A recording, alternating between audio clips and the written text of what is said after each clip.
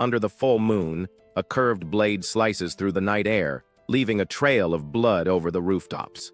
The weapon belongs to a lone warrior who carves a path of destruction with a glowing pink aura. His fierce attack cuts down another opponent, who falls before the powerful slash. The warrior stands with blood on his face, his expression a mix of exhaustion and grim determination. He is surrounded by fallen bodies while a voice taunts him for using techniques other than his family's. The speaker is Dogdong, leader of the blood demon cult, who notes that the family technique was passed to a brat. The former head, Sanwu Jin, looks down and calls the warrior vicious for slaughtering his own family.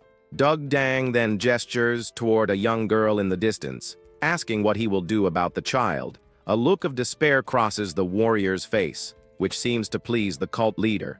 She cruelly orders Sanwu Jin, the last head of his family, to kill the young girl as well. The girl, Sanwu Yanhua, holds her own sword, her face filled with a mix of fear and defiance. At that moment, the ghostly figures of his fallen comrades appear behind Sanwu Jin. He lowers his head in sorrow, apologizing to his captain for feeling like he could never be like him. A spectral hand comforts him as his captain's spirit gently asks if he is cowering again. The spirit tells him he has already done his best and that the results are not his responsibility. He remembers his captain's words about never giving up and decides to do what he can until the very end. He realizes that if he is captured, he will become Dugdang's puppet and a threat to his captain. With renewed resolve, he decides he would rather die by his own will than be taken. The cult leader watches in shock and outrage, demanding to know what he is planning to do. He declares that she won't be able to use his body and vows to kill her,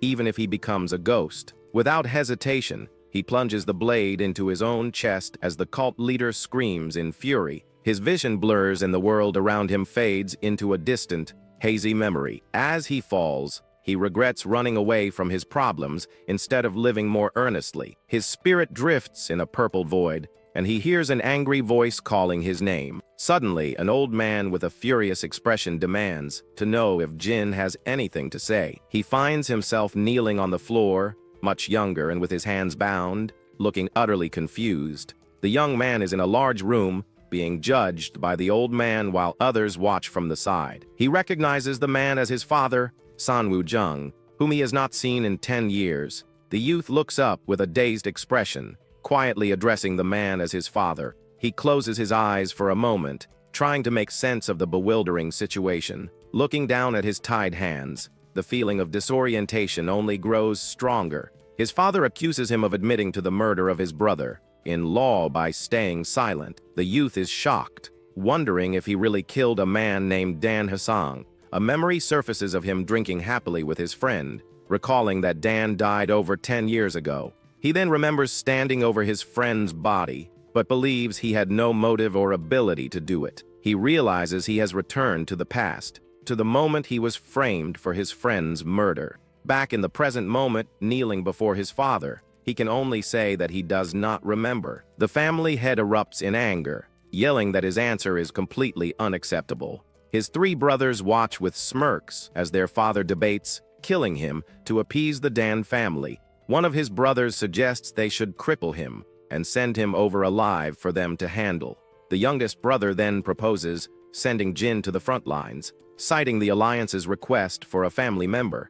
He argues it is a good way for a life destined to die to be useful, as their father silently considers the idea. The other brothers look pleased, realizing this plan would also spare them from having to go themselves. The front lines mark the border, where the Martial Alliance fought the Blood Demon cult during the Great Blood War. Though the Alliance stopped the cult's invasion, they couldn't reclaim the occupied lands, so they established a watch post. Jin understands this is a perfect excuse for his brothers to dispose of him, using the false accusation as justification. He remains kneeling, convinced that one of his siblings must have orchestrated the entire conspiracy against him. Later that night, he sits alone in a cell, knowing his father's decision is the same as in his past life. Hearing footsteps approach, he strengthens his resolve, thinking that this time he must obtain what he needs. A young woman, Sanwu Yanhua, appears at his cell, her face etched with worry as she asks if he is okay. Jin reassures her that he is fine and asks about her,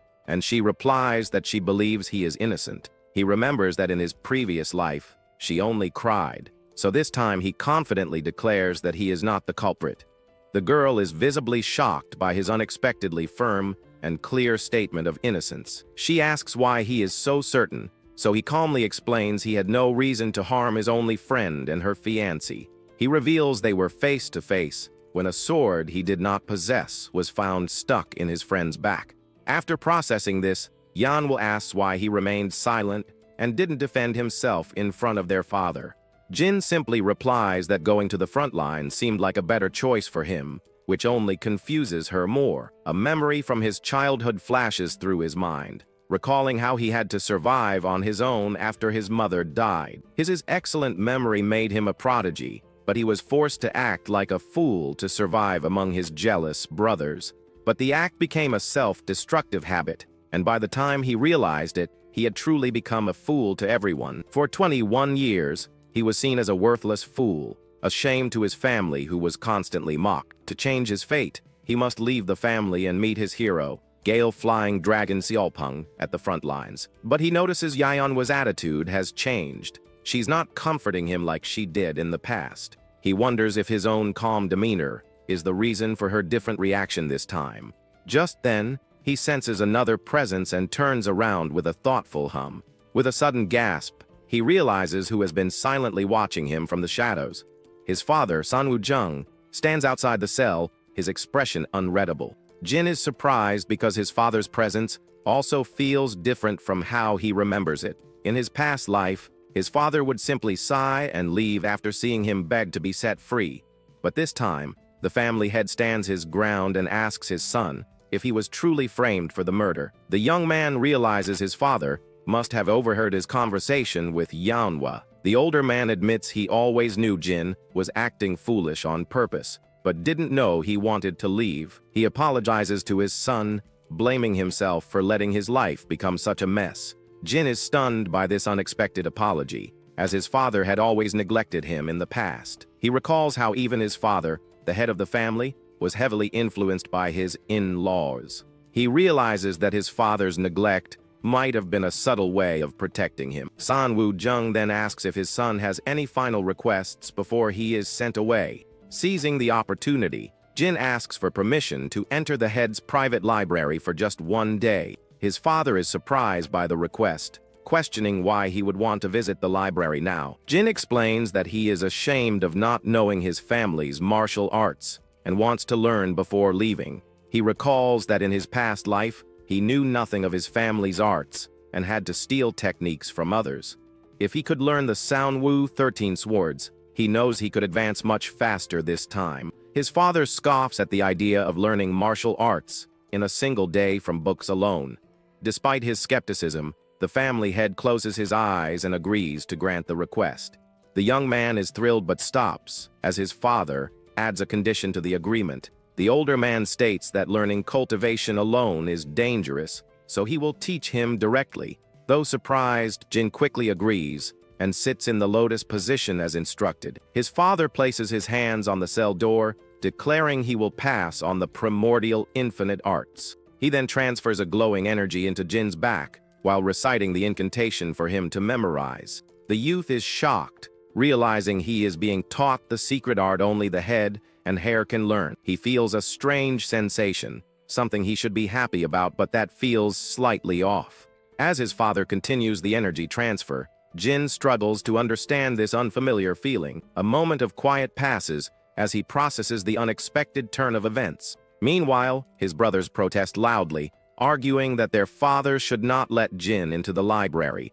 Sanwoo-jung calmly replies that it would damage the family's honor if Jin dies without knowing anything. He firmly states that his decision is final, leaving his other sons stunned into silence. Later, Jin stands alone in the vast library, grateful that his request was granted for one day. He clasps his hands with a grin, a mysterious, ghostly figure appearing behind him. The figure asks if one day is truly enough, and the young man confidently replies that it is plenty. His goal is not to learn the arts in a day, but to memorize every single detail with his perfect memory. His photographic memory was once considered a sign of a prodigy, allowing him to survive by mimicking his comrades. Captain Seolpung had even given his special ability a name, calling it the scene memory technique. Now, sitting in the library, he feels confident he can absorb all the information and put it to good use. He begins his study with the primordial infinite arts and the family's ultimate technique, the 13 swords. After cramming countless books into his head, he lies on the floor, completely drained from the effort. He admits to himself that he doesn't understand the 13 swords at all and decides to step out for fresh air. Feeling mentally exhausted, the youth heads outside to take a much-needed break from his intense studies. He collapses onto the grass nearby, wondering if he should just give up for the day. Lying on the ground, he lets out a deep sigh, the mental fatigue weighing heavily on him. He acknowledges that he can't understand most of what he's read, which makes him question his efforts. Suddenly, a familiar mocking voice cuts through the air, wondering what martial arts he could possibly learn. His brothers are walking by with several young women, sneering at his supposed laziness. Among them are 2 ladies he doesn't recognize, one of whom watches him with quiet curiosity. The group stops and looks down at him from a distance as one of the women asks about his identity. His brother smugly introduces him as the family's shameful younger brother, calling him more of a pig than a human. The young lady is surprised to learn that he is being sent to the front lines the very next day. One brother quickly steps in, urging the esteemed young lady judge not to waste her attention on him. They continue to belittle him in front of the guests, saying he is just a pig going to pay for his crimes. He immediately recognizes the name, realizing she is the famous genius swordsman, Juj Soil. He remembers hearing that she was touring various families to gain experience, which explains her presence. He gets up from the ground as his youngest brother, Ji, approaches him with a sneer.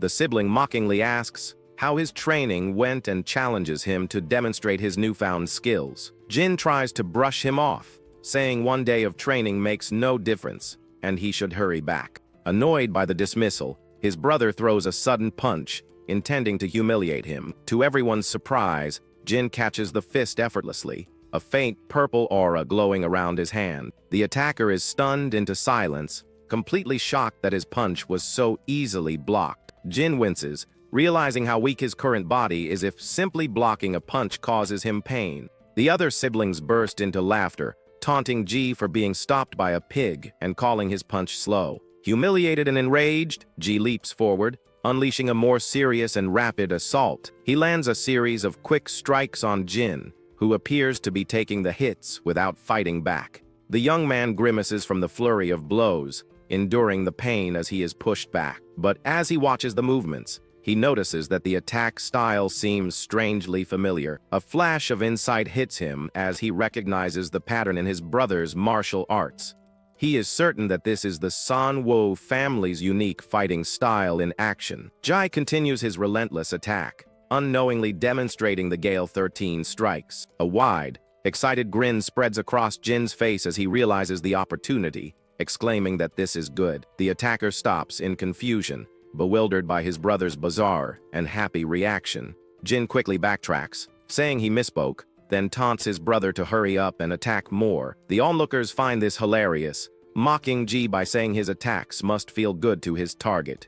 Driven by pure rage, Ji screams and launches himself forward again, while Jin laughs, ready for more. The real-life demonstration helps him finally understand the movements he couldn't grasp from the manual alone. He recognizes the technique as Gale-breaking wave, which uses fists and leads to target weak points. But he notices his brother isn't executing the moves correctly, leaving a clear opening in his defense. With a surge of glowing pink energy, Jin strikes his brother's chest, hitting the exposed weak point perfectly. Jai stumbles backward, coughing up blood from the unexpected and powerful counterattack. Jin takes a deep breath and quickly jumps back to create distance, his own body atching from the brief exchange. The oldest brother scoffs, dismissing the victory as dumb luck, and challenges Jin to show them the technique again. The young man realizes he is too exhausted to continue and can't risk exposing his current physical limits. The female genius, Juj Seoil, speaks up, calling the brother's behavior disappointing. Flustered, the eldest brother quickly tries to save face, claiming he was just about to check on his injured sibling. As his brothers help the fallen Ji, Jin reflects on how pathetic it is to have been beaten by them for so long. With their pride wounded, the group helps their injured brother up and walks away in defeat. Once they are gone, Jin collapses to the ground in relief, knowing he needs to improve his body's condition. Lying on the grass, he closes his eyes, completely spent from the fight and the intense day of studying. He is startled when he opens his eyes and finds his father standing over him, looking down with a neutral expression. The youth scrambles to sit up, stammering an explanation for his seemingly lazy behavior. But his father simply tells him he worked hard and did well, offering a rare and gentle smile of approval. Jin is left speechless, touched by the unexpected words of praise from his usually distant father. The family head then reveals that of his 4 marriages, only one was by his own choice. He admits that while he once believed everything he did was for the family, he is no longer so sure. He asks if his son read the manual for the Sanwu 13 swords, and Jin confirms that he did. The family head then says he's going to practice swordsmanship, and tells his son to rest before going back inside. He draws his sword, a serious and focused expression on his face, as he prepares to demonstrate the forms. With swift and powerful movements, he gracefully executes the family's legendary sword techniques. Jin watches in awe, recognizing the fluid and deadly dance as the Sanwu 13 swords. The head of the family repeats the forms over and over, from the first to the 13th, each time faster than the last. With a surge of glowing energy, he performs the techniques with incredible power and precision. The young man realizes with a jolt of gratitude that his father is personally demonstrating the forms, just for him. Back in the library, he sits among piles of books, now able to cross-reference the manuals with his fresh memory. He reads through his ancestors' diaries but finds that while they left insights, he still can't fully understand the art. He sets down a stack of books, admitting that even the basic forms are difficult to comprehend completely. As he picks up another book, he notices something strange about its cover. Pausing to take a closer look, he realizes that one side of the book's cover is significantly thicker than the other. Carefully, he pries open the thick cover, suspecting something might be hidden inside. As expected, he finds a folded piece of parchment concealed within the book's binding. He unfolds the hidden paper and discovers it contains an explanation of additional forms. As he examines the document, he finds detailed illustrations of a 14th form. Turning the paper over, he is stunned to find instructions for a 15th form as well. A look of dawning realization crosses his face as he stares at the hidden techniques. Later that night, the family estate is quiet, with lights glowing softly from within the buildings. In her room, Sanwu Yahenwa sits at her vanity, quietly arranging her hair while looking at her reflection. She lets out a soft sigh, her mind drifting back to the events that unfolded earlier in the day. Her thoughts turn to the visiting genius, Judge Seoyul, and the commotion she caused among her brothers. She recalls seeing her own family members fawning over the famous guest from Heaven's Gift, Sword Peak. Back in the present, she runs her hands through her hair in frustration, wishing she were a little stronger. Her maids enter, gossiping about how the 4th master was beaten up and injured by the 3rd young master. One of the maids adds that he was trying to show off for Lady Juge, and fainted right in front of her. The maids burst into laughter at the humiliating story, but they are quickly silenced by a sudden movement. Yanhwa stands up, her eyes glowing with a menacing red light as she asks them to repeat what they just said. Terrified by her sudden change in demeanor, the maids nervously confirm that the story is true. She is utterly shocked and furious, unable to believe that Jin would dare to harm their brother. Meanwhile, Juge Soil receives a document from her companion, containing information on Sanwu Jin. The genius swordswoman thanks her friend, promising to pay her back for buying the information. Her companion asks why she is so interested in the fat young master, and Judge admits she was shocked by his physique. The blue-haired girl agrees, noting how his eyes were just slits buried in fat while clutching a teddy bear. The teddy bear she holds seems to let out a puff of air, as if mimicking a snicker. Juge playfully suggests her friend is only interested because Jin resembles the treasured doll she always carries. But her companion explains that the move he used wasn't ordinary, which made her curious about his past. The genius acknowledges her friend's keen insight, but wonders why she'd bother with someone so physically weak. She muses that if even their own master couldn't understand her friend's curiosity, she has no hope of figuring it out. The genius swordswoman finds it fascinating that her companion can read with her hair covering her eyes. The blue-haired girl simply states that since she can see the letters, she can read them. Juge thoughtfully considers her friend's unusual hairstyle and wonders if she should suggest a change, but her companion teases that she might get jealous if Juge received any more attention than she already does. Juge laughs, saying she is glad to have a friend who is not interested in the spotlight. The girl replies that she feels the same, appreciating that Juge is not like a typical member of her famous family. The next morning, Jin prepares to leave for the front lines, with his father and sister there to see him off. The family head tells his son to stay healthy and to bring honor to their name during his time away. Jin bows respectfully, promising that he will definitely honor the family and return to see them again. He then turns to thank his sister for coming out so early, but she says it is only natural for such a long journey.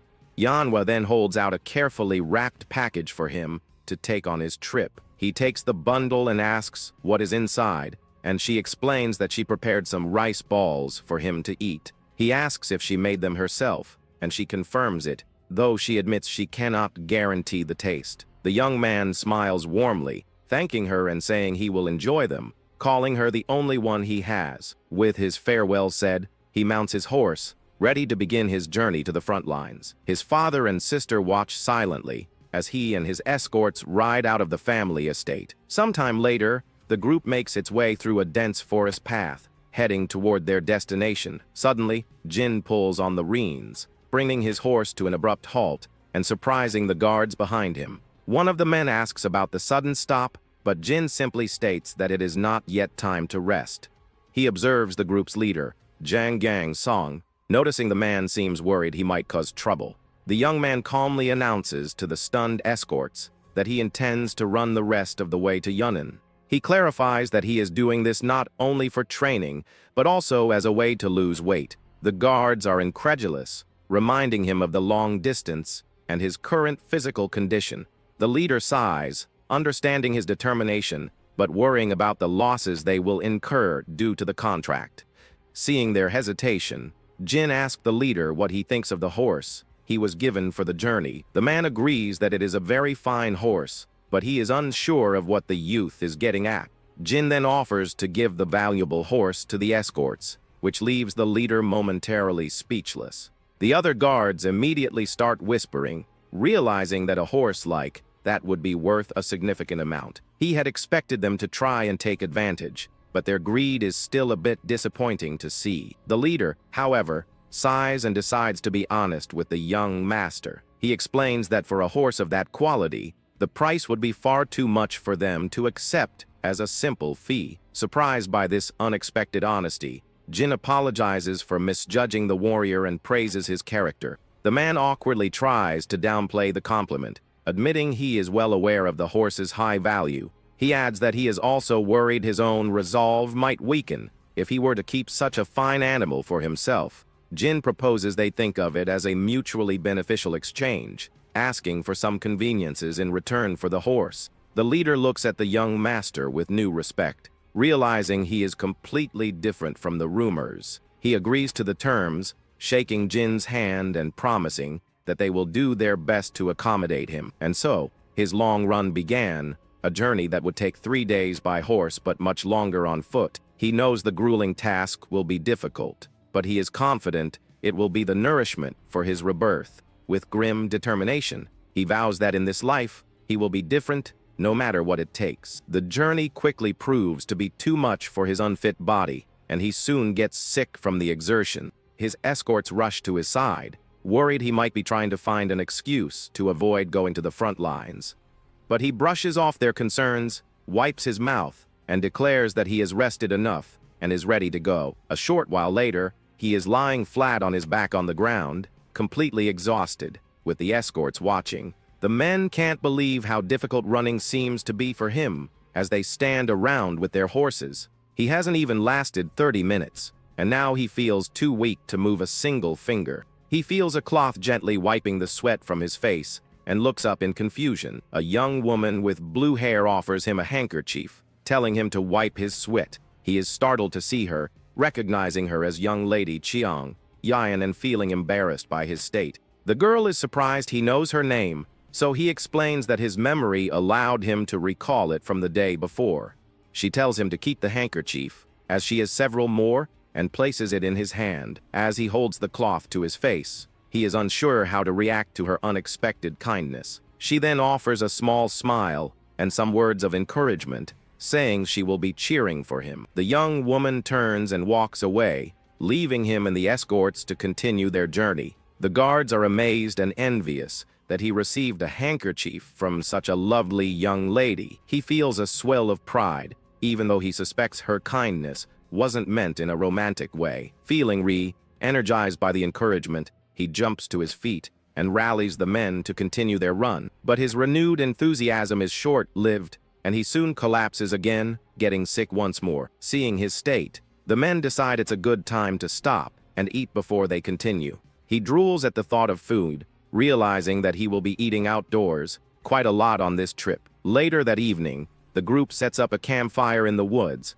preparing their meal for the night. Jin approaches the men and asks if he could have some of their food as well. The leader agrees, but curiously asks why he isn't eating the meal his sister prepared for him. With a dismissive laugh, he bluntly states that his sister's cooking is not fit for human consumption. The men erupt in laughter, agreeing that it would be unfair if a beautiful lady from a prestigious family could also cook well. One of the guards jokes about his bluntness, but Jin's smile fades as a sudden realization dawns on him. He clenches his fist, a dark expression on his face as he processes a new, unsettling thought. In the distance, he imagines small animals and birds that might have eaten the discarded rice balls. The scene in his mind turns grim as the creatures lie lifeless on the ground, confirming his fears. He remembers how his sister, Yanhwa, acted differently this time compared to his past life. In his previous life, she was his only family, and he found comfort in her worried eyes. But now he recalls the inexplicable hatred and contempt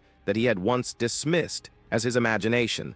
He finally understands that his foolish past self had failed to see the truth right in front of him. From the very beginning, his sister was never on his side, and she may have even been involved in his friend's murder. He feels a pang of loss, realizing that just as he gained his father's trust, he has now lost his sister. Standing up with renewed purpose, he tells the men he is ready to continue their training. With a polite smile, he asks if he could borrow one of their blades for his practice. The rest of the journey became a continuous and grueling training session for the young man. He ran while they traveled, swung his blade while they rested, and pushed himself to his absolute limits. He even practiced his cultivation methods with less sleep, determined not to waste a single moment. He knows the front lines are a death trap, so he has no choice but to push himself to the absolute limit. The leader of his escort group admits that he has never seen someone train as fiercely as the young master. He confesses that at first, he didn't think Jin would last long, but now he feels ashamed of his initial judgment. The young man just smiles, explaining that he is simply struggling because he doesn't want to die. Suddenly, he stumbles and falls to the ground, a wave of dizziness washing over him from the intense training. The escorts immediately draw their weapons, sensing danger and demanding to know who is there. A group of rough-looking men emerges from the trees, mocking them for expecting etiquette in a fight. They are surrounded by a large group of bandits, who order them to drop their weapons and surrender. The leader of the bandits, a large man with a double-sided axe, threatens to split their heads in two. The escort leader is shocked, recognizing the man as Makgu, Sam, the infamous leader of the Green Tiger Gang. He quickly whispers to Jin, telling him to take the horse and run if a fight breaks out. Jin remembers hearing about the bandit leader, who is known for being a properly trained martial artist. The escort leader steps forward and respectfully greets the bandit, acknowledging his reputation. He offers to pay a toll, hoping to resolve the situation peacefully through dialogue instead of violence. The bandit leader agrees that a toll sounds good, then declares their toll is everything they own. As his men laugh, the escort leader desperately urges Jin to get on the horse and escape, But the young man stands his ground, angrily demanding to know how they dare attack the third son of the Sanwoo family. The bandit leader looks him over, surprised to learn he is from such a prestigious family. The bandit leader simply scoffs, unimpressed by the family name and clearly not intimidated. With a confident stance, Jin and his escorts prepare for the inevitable confrontation with the Green Tiger Gang. The bandit leader accuses him of trying to deceive them, but Jin nervously insists he is from the Sanwoo family. To prove his identity, he pulls out a golden family medallion, showing it as proof of his lineage. The leader demands that he throw the medallion over for inspection, refusing to get any closer. One of the escorts warns him not to get close, fearing it's a trap, but the bandit threatens to attack if they don't comply. Jin reluctantly agrees to throw it, but he insists that the bandit must return it after he has verified its authenticity. He tosses the medallion through the air, and the bandit leader reaches out to catch it. The man catches the golden object, a look of triumph on his face as he prepares to inspect it. But as he glances down, Jin lunges forward with incredible speed, his sword drawn and ready to strike. He unleashes a powerful attack, catching the bandit leader completely off guard by the sudden ambush. The bandit leader gasps in pain as the blade cuts into him, unable to react in time. His men and the escorts watch in stunned silence as their leader is wounded in the blink of an eye. Realizing it's a trap, the bandits quickly draw their own swords and rush forward to attack. But Jin is ready for them, his hands steady on the hilt of his sword as he prepares for the fight. He meets their charge head on, deflecting their attacks with a calm and focused expression. With a flurry of swift and precise movements, he cuts through the charging bandits with ease. His blade glows with a faint pink aura as he carves a path of destruction through the enemy ranks. The escort leader, seeing their young master in action, rallies his men to charge in and support him. The remaining bandits, terrified by his overwhelming skill, begin to panic and try to flee. He stands victorious, his back to the fleeing men, a sense of rightness washing over him. He grips his blood-stained sword, feeling his body and soul finally in sync after so long. He feels a deep sense of satisfaction, rejoicing in the familiar atmosphere of the battlefield. He stands among the fallen bandits, the only one left standing besides his astonished escorts. But the moment the adrenaline fades, he collapses to the ground, utterly exhausted from the fight. His escorts rush to his side, looking down at him with a mix of awe and concern. The leader asks if he is a rejuvenated elder, unable to believe a young master could possess such skill. Jin laughs off the question, pointing out that no rejuvenated elder would collapse from exhaustion after one fight. The leader agrees but notes that it is still impressive for someone so young to kill without hesitation. He adds that it is even stranger to see him resting so comfortably in a place filled with bodies. He then mentions seeing his sword glow, wondering if it could have been the legendary sword Kai. The men are amazed to learn that he used the famous Sanwoo 13 swords, a prestigious phantom sword technique. The leader is impressed by the power of a second-rate technique from such a well-known family. He feels ashamed of his own 20 years of accumulated energy, so Jin asks what cultivation method he uses. The man admits he only knows the 6 harmonies cultivation method, as it was all he could get. Jin recognizes it as a common, third-rate method that can be easily found in any marketplace. He then surprises the man by saying that building 20 years of energy with such a basic method is actually quite impressive. The leader calls for his men to get going, his expression a mix of embarrassment and renewed determination. Jin watches them, seeing a reflection of his past self in a man whose efforts haven't paid off due to a lack of resources. The men lead their horses, their respect for the young master having grown immensely after the battle. The young warrior sits in quiet contemplation, a new plan forming in his mind as they prepare to leave. After days of continuous running and training, the group finally arrives at the entrance to Yunnan province. Finally, after 9 long days of travel, the group arrives at a proper inn, much to everyone's relief. Jin generously offers to pay for a round of drinks, celebrating their last day together as a group. The men cheer, praising him for his generosity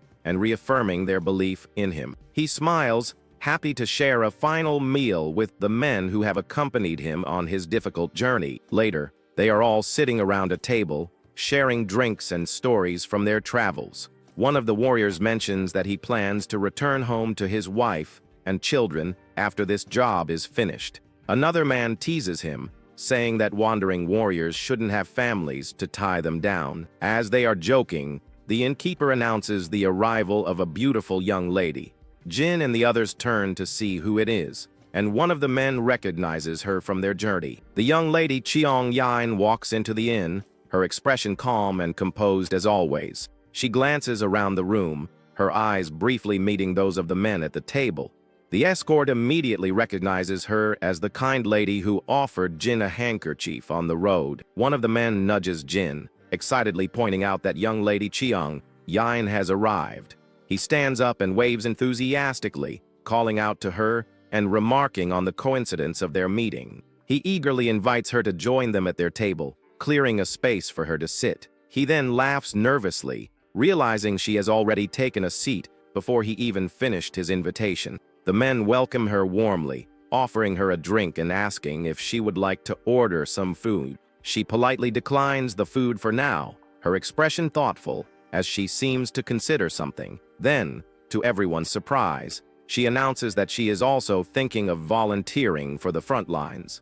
Jin is completely stunned by her statement, unable to believe what he has just heard. The young lady covers her mouth, trying to find the right words to explain her sudden decision. Jin finds it hard to believe, knowing that even renowned warriors are reluctant to go to such a dangerous place. He asks her directly why she would want to volunteer for the front lines, but she remains silent. Changing the subject, he notes that she seems to have lost a lot of weight since they last met. He laughs and explains that it's because he has been training, and she agrees that he has become quite slim. One of the escorts chimes in, praising the young master for his incredible hard work during their journey. He adds that since losing weight, the young master has become quite handsome, and Jin proudly agrees. The young lady then excuses herself, saying she needs to step out for a moment and leaves the table. She walks away from the group, her expression unreadable, as she heads toward a quieter part of the inn. The men at the table resume their cheerful conversation,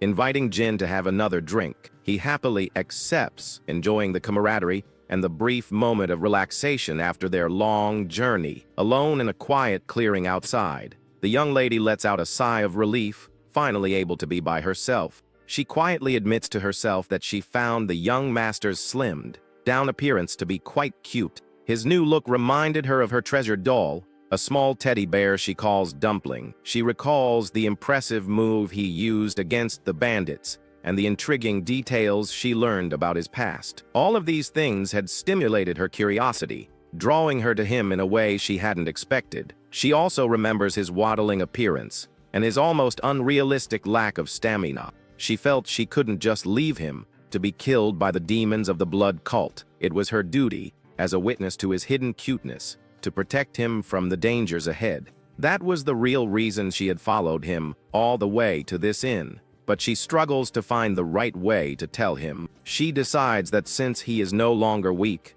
there is no reason for her to go to the front lines anymore. With her mind made up, she plans to head back home the next day, her mission to protect him now complete. But as she is walking through the woods, a sudden noise startles her, and she lets out a terrified scream. She draws a thin, like sword, her body tense as she frantically calls out for help. An unseen force rushes past her, and she falls to the ground, wondering what kind of monster it could be. A massive, shadowy figure with a red aura looms over her, its muscular form promising a deadly fight. The creature attacks with incredible speed, and she realizes with a jolt of fear that it has no intention of defending itself. Seeing an opening, she tightens her grip on her sword, preparing to end the fight with a single, decisive strike. She unleashes a powerful flurry of slashes, her blade glowing with a bright blue energy as it cuts through the air. To her utter shock, the creature easily deflects her attack with its bare hands, completely unharmed. The shadowy figure leaps into the air, its body radiating a dark and menacing energy as it prepares to strike. It lands a powerful blow, sending her flying backward with a cry of pain. The creature then unleashes a strange, expanding energy wave, forcing her to brace for the impact. She manages to block the attack, but the force of the blow still sends her skidding across the ground. As the dust settles, she looks up in disbelief, wondering what kind of monster she is facing. The creature's shadowy form dissipates, revealing a muscular man with a strange, stitched-up mouth. He lets out a primal scream and charges forward again, his eyes glowing with a menacing red light. She readies her glowing blue sword, preparing to meet his ferocious assault with her own power. She unleashes a series of rapid slashes, but the man easily parries each one with his bare hands. She is completely stunned, her arm trembling from the force of his blocks, unable to comprehend his immense power. Suddenly, one of the escorts who had been standing guard rushes back, shouting about the commotion. He tries to intervene, but the muscular man grabs the young lady, using her as a shield. The guard's sword shatters against the creature's incredibly tough skin, the impact jarring his arm. He stares at his broken blade in disbelief, stunned by the man's unnatural durability. The creature then brutally attacks the escort, who is now defenseless against the powerful assault. It grabs the young lady from behind, its massive hand covering her mouth to stifle her screams. With a cruel grip, it forces her to watch as it prepares to finish off the fallen guard. The creature lets out a sinister laugh, its eyes glowing with a terrifying red light as it savors the moment. The young lady watches in horror, her eyes wide with fear as she is held captive by the monster. Just as the creature is about to strike, a flash of light cuts through the air, hitting it directly in the chest. The powerful blow sends the creature stumbling backward, its head snapping back from the force of the impact. Jin and the other escorts arrive just in time, and he rushes to the young lady's side to see if she is okay. One of the men cries out in anguish, seeing that his fellow escort, Yang Ga, has been killed in the fight. Jin tells everyone to get back inside the inn, but the men are hesitant to leave their fallen comrade behind. The creature lets out another enraged scream and charges toward the group with renewed ferocity. Jin quickly pulls the young lady behind him, shielding her from the monster's relentless attack. He meets the creature's charge head-on, their blades clashing in a shower of sparks and red energy. He shouts for everyone to get back inside the inn, his expression grim as he recognizes the formidable enemy. The young lady, still in shock, looks at her torn sleeve, a grim reminder of how close she came to death. She stares at the monster with a mix of fear and confusion, trying to comprehend the nightmarish situation. The young lady looks on with wide-eyed terror, completely frozen by the sudden and brutal attack. The monster attacks with a powerful red slash, but Jin quickly moves to shield the young lady from the blow. It lets out a furious roar, its muscular body glowing with a dark and menacing energy. Jin pulls the girl down to the ground, covering her mouth and gesturing for her to remain completely silent. The creature looms over them, its dark aura pulsing as it slowly scans the immediate area. He then notices that the strange man has been keeping his eyes closed this entire time. The young lady realizes with dawning horror that the monster's vision must be severely impaired. She clings to him in fear, asking if he is all right as the creature stands menacingly nearby. A wide, terrifying grin spreads across the monster's face, its stitched mouth stretching open. It suddenly turns and rushes back toward the inn, and Jin realizes the other people are in grave danger.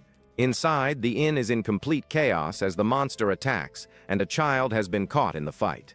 One of the escorts lies dead on the floor as the patrons scream in terror, calling it a monster. Jin and the girl watch in horror as the creature targets another one of his men. The monster rampages through the room, cutting down anyone who stands in its path. It grabs a guard's sword with its bare hands, and the man stares in shock, wondering where it came from. The terrified guard trembles, pleading for his life as the creature's grip tightens. Just as the monster raises its hand for a final blow, Jin leaps forward to intervene. He blocks the attack, sending the guard flying backward to safety while confronting the creature directly. The escort leader tells him to retreat, but Jin shouts for everyone to be quiet, standing his ground. The other guards panic, with one calling for the authorities while another cries out to be saved. The young warrior knows this is a terrible situation and that they must silence the monster somehow. The creature declares that no one will survive the night as it crouches among the wreckage. The escort leader watches in terror, realizing the monster is preparing to attack them again. In a desperate move, Jin suddenly runs across the room, letting out a loud cry to draw its attention. He quickly grabs the edge of a large tablecloth, pulling it with all his might. With a powerful heave, he flips the entire table, sending dishes crashing to the floor with a loud noise. Enraged by the sound, the monster whips its head around and screams for everyone to be quiet. Now that he has its full attention, Jin stands ready, facing the creature in the middle of the room. His escorts watch nervously, unsure of what the young master is planning to do. The young lady watches the scene unfold, her expression a mix of concern and curiosity. Jin stands beside a small stool, his gaze fixed on his blind and powerful opponent. He places his hand firmly on the wooden seat, gauging its weight and position. With a swift kick, he sends the stool sliding across the floor in the opposite direction. The monster immediately turns its head, its senses tracking the sound of the moving stool. The escort leader quickly covers his companion's mouth, understanding the need for absolute silence. The panicked man struggles for a moment, his eyes wide with fear, before realizing the plan. Jin looks around desperately, searching for another object he can use to create a distraction. Suddenly, the young lady leaps high into the air, her body glowing with a brilliant blue aura. She lands a powerful kick directly on the side of the monster's head, the impact echoing through the inn. After delivering the blow, she gracefully flips away, creating distance from the stunned creature. She lands in a low crouch on the floor, her eyes fixed on her opponent as she prepares for its reaction. The young lady rushes forward, her eyes filled with a fierce and unwavering determination. She unleashes a series of rapid slashes, her glowing blade moving too fast for the creature to block. As she fights, she yells at Jin, urging him to quickly explain the situation to the others. He shouts that the monster only identifies people by sound, telling everyone to be completely silent. The terrified escorts immediately cover their mouths, trying their best not to even breathe too loudly. Jin knows that simply staying quiet will not be enough to defeat such a powerful enemy. He warns that if the creature cannot hear, it will start using its sense of smell to hunt them down. To counter this, he needs to act first, and finds a way to properly draw the monster's attention. He spots a bowl filled with strings of coins, realizing it is the perfect tool for his plan. He knows he must act quickly while the creature is still distracted by the young lady's assault.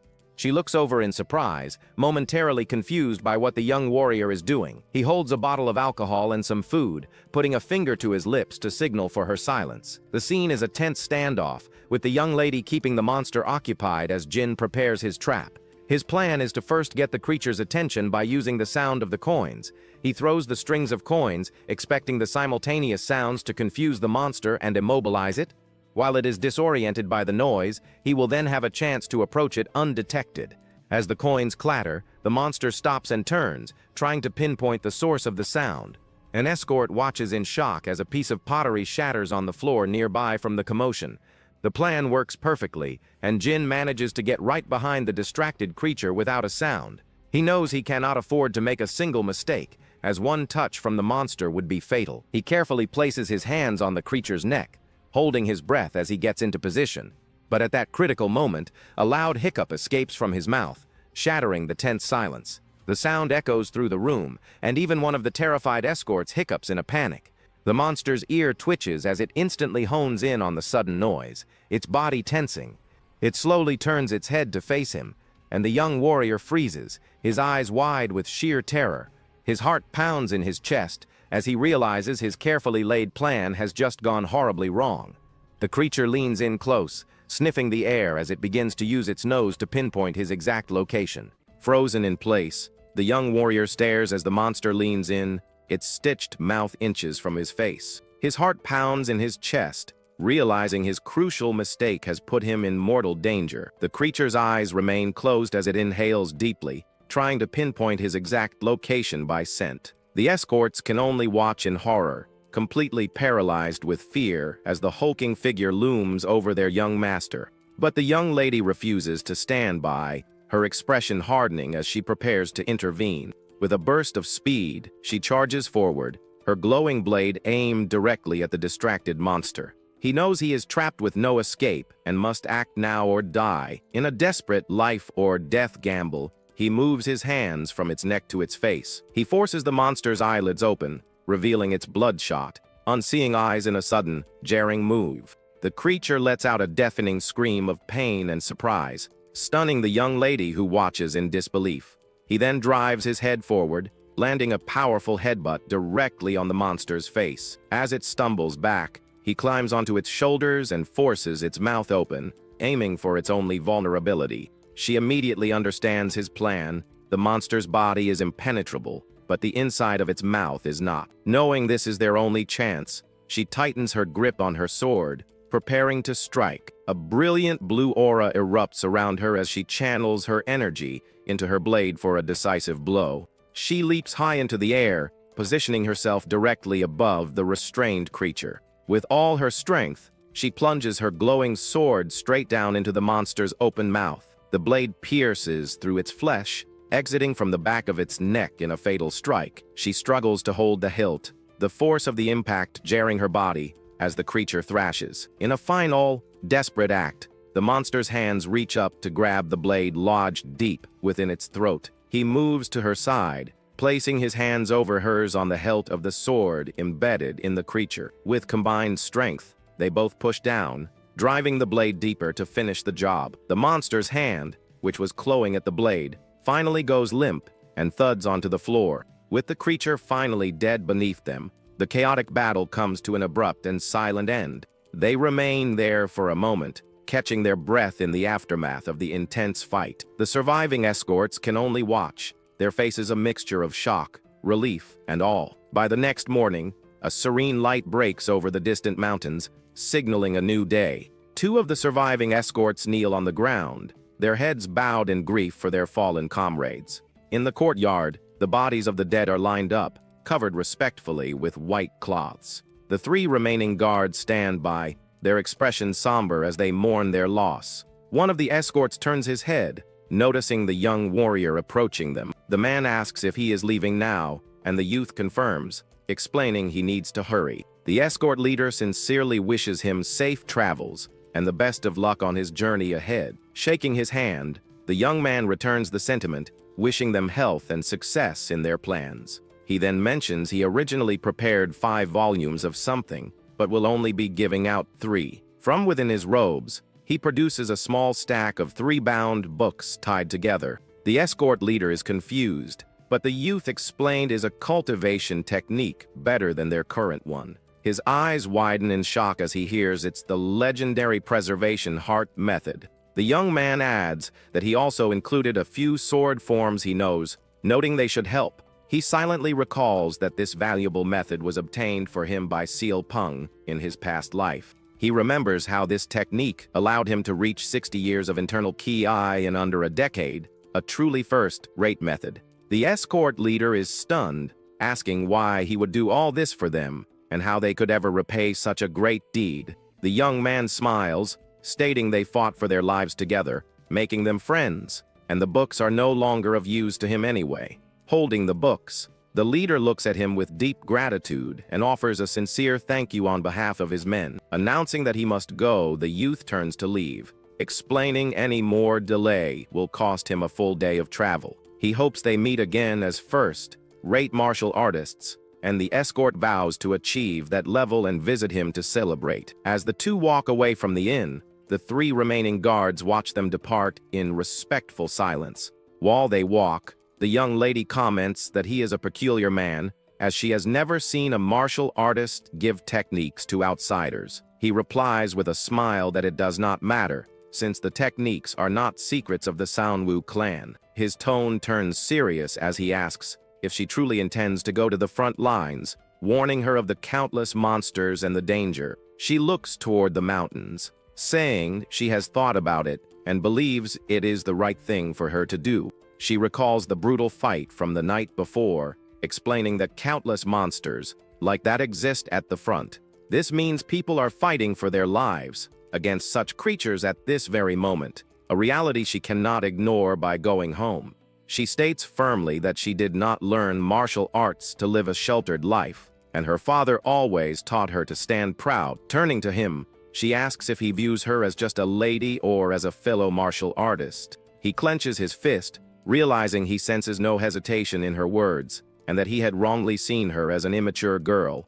With a formal salute, he admits he has misjudged her profound conviction and offers his deepest apology. The young lady smiles, accepting his apology, and noting that he is a man who truly knows how to admit his mistakes. He returns the gesture with a faint smile, a moment of mutual respect passing between the 2 warriors. They finally arrive at their destination, the Great Blummen Cult battlefield in Yunnan. a place known as Zhonglang. In the forest, a man gasps in pain as a blade pierces his stomach from behind, held by a sinister, smiling attacker. A woman cries out as she is taken hostage, seeing her companion dead on the ground while a cultist mocks the fallen man. It is a full-scale ambush by the blood demon cult's twin Sai the Seven Misfortunes, who emerge from the trees to surround their prey. The leader, G-Mac, holds a woman captive, sneering as he asks if the dead man was her lover, promising she will soon forget him. His brother, Gu Yajil, grabs another woman, crudely commenting on her appearance before G-Mac tells him to focus. Amidst the chaos, a bright red flare shoots into the sky, a desperate signal for reinforcements. One of the cult members spots the signal being launched by a fleeing woman in the distance. Another cultist notices the flare, warning his comrades that they will be facing trouble soon. Their leader orders them to capture one more woman before they retreat, and the group leaps down from the trees to attack. On the ground, a squad of female warriors quickly forms a defensive formation, their swords drawn and ready for battle. A cultist attacks with a powerful scythe swing, which is met by a warrior's blade in a shower of sparks. The women fight hard, telling each other to hang on, because their squad leader will be there soon. One of the warriors struggles, her sword straining to block the heavy, curved blade of an enemy's weapon. Jayamak laughs, mocking their efforts as he asks if they really think their meager defense is enough to stop him. The female warriors are heavily outnumbered, parrying attacks from all sides as the cultists press their assault. The woman leading the defense breathes heavily, her face showing the immense strain of the desperate battle. Suddenly, the cult leader's mocking expression vanishes as he looks up, sensing a new presence. A lone figure soars through the air high above the forest canopy, heading directly for the battlefield. This is Mai Yujime, the fourth squad leader of the 13 Soaring Dragon Corps, known as the Diankang Hawk.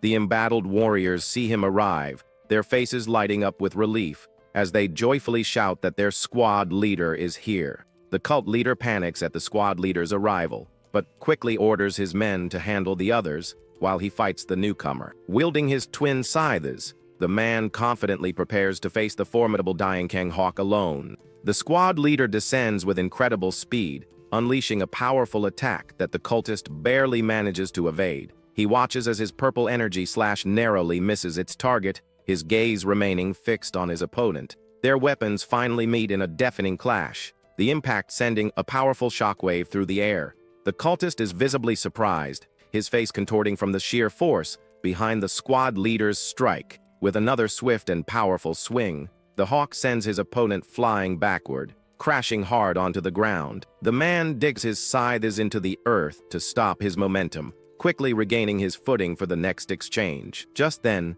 one of his subordinates cries out, warning him that another powerful opponent has arrived on the scene. A woman appears on a tree branch above, identified as Tang Yeoun from the Tang clan's Sword Peak. She looks down at the chaotic scene below with a calm and composed expression, ready to join the fight. The cult leader grits his teeth in frustration, realizing the situation has just become far more dangerous. Taking advantage of the momentary distraction, the squad leader lunges forward to press his attack. Their blades clash once more, locking the two warriors in a fierce, high-speed duel. The Diankang Hawk's expression is one of pure focus as he continues his relentless assault. Their fight is a blur of motion, with steel and energy clashing repeatedly across the battlefield. The cult leader grabs a hostage, ordering his brother to capture their main target and retreat while he holds the line. Following their leader's command, the remaining cultists leap toward the woman from the Tang clan.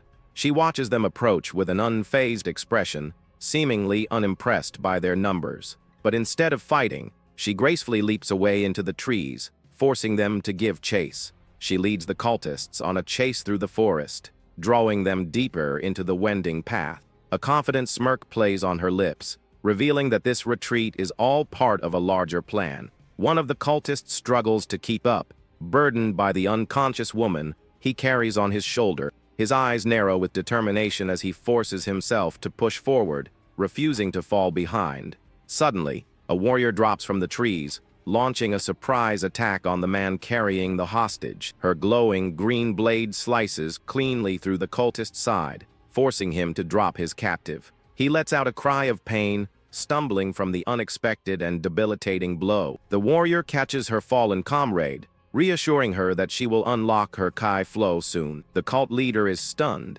recognizing another powerful opponent as the Diankang dragon Sagunal. As more warriors descend from the sky, he screams in fury, realizing they have walked right into a trap. The woman from the Tang clan mockingly asks if the foolish demonic leaders have only just noticed. She immediately engages another cultist, her sword clashing against his side with incredible force. The wounded leader curses at her, while his subordinate warns him to look up at the new arrivals.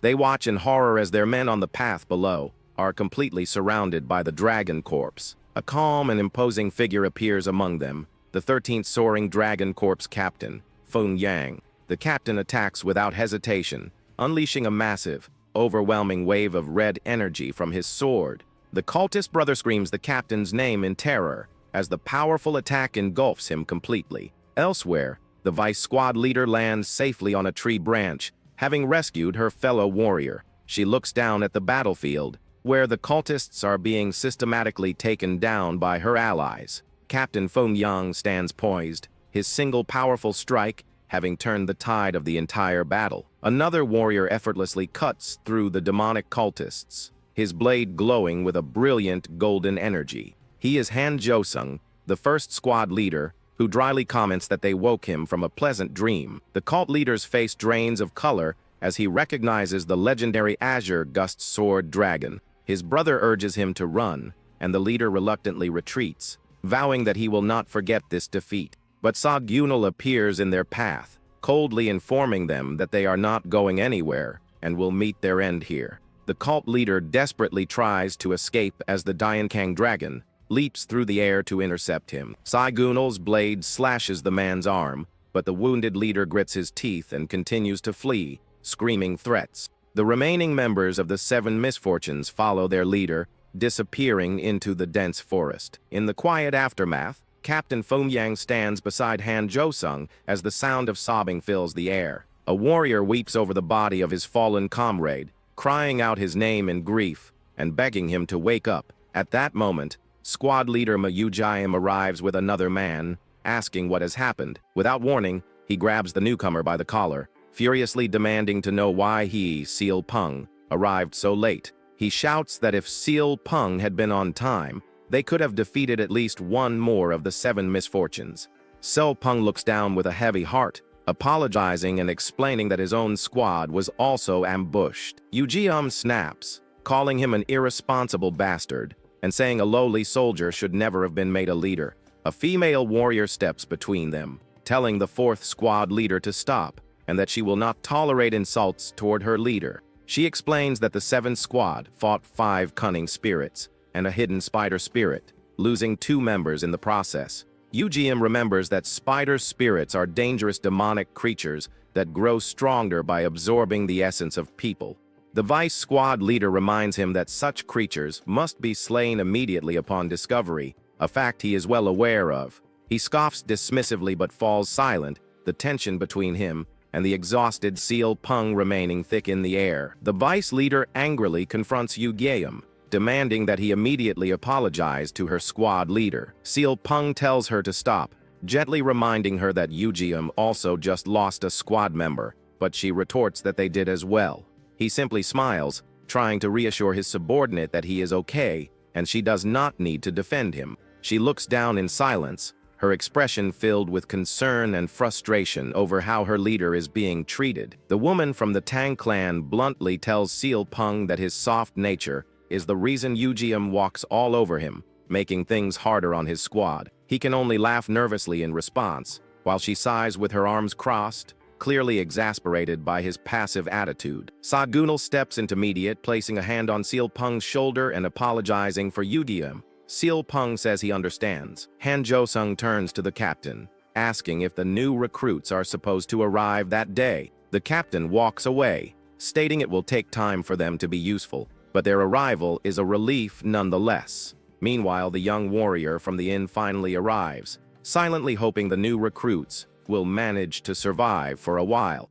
The story moves to the Yunnan Blood Demon Cult Front's second headquarters, a large and imposing structure under a clear sky. Inside, an official leads a small group into a waiting room, informing them that the vice commander will arrive soon.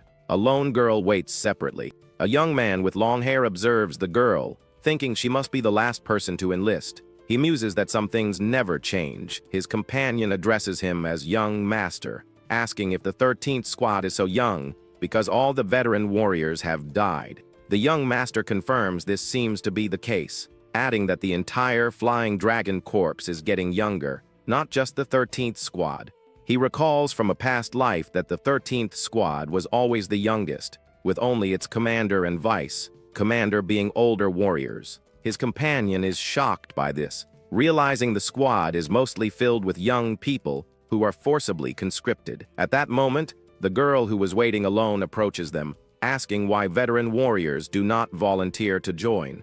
The young master explains it's because there is no fame or profit to be gained, a concept that seems to confuse the girl. He elaborates that events on the front lines are kept secret. Achievements and deaths go unrecognized, leaving only danger without honor. Their conversation is suddenly cut short when an older man clears his throat to get their attention. The man introduces himself as Hyan Young Bo, the vice commander of the 13th squad of the Flying Dragon Corps.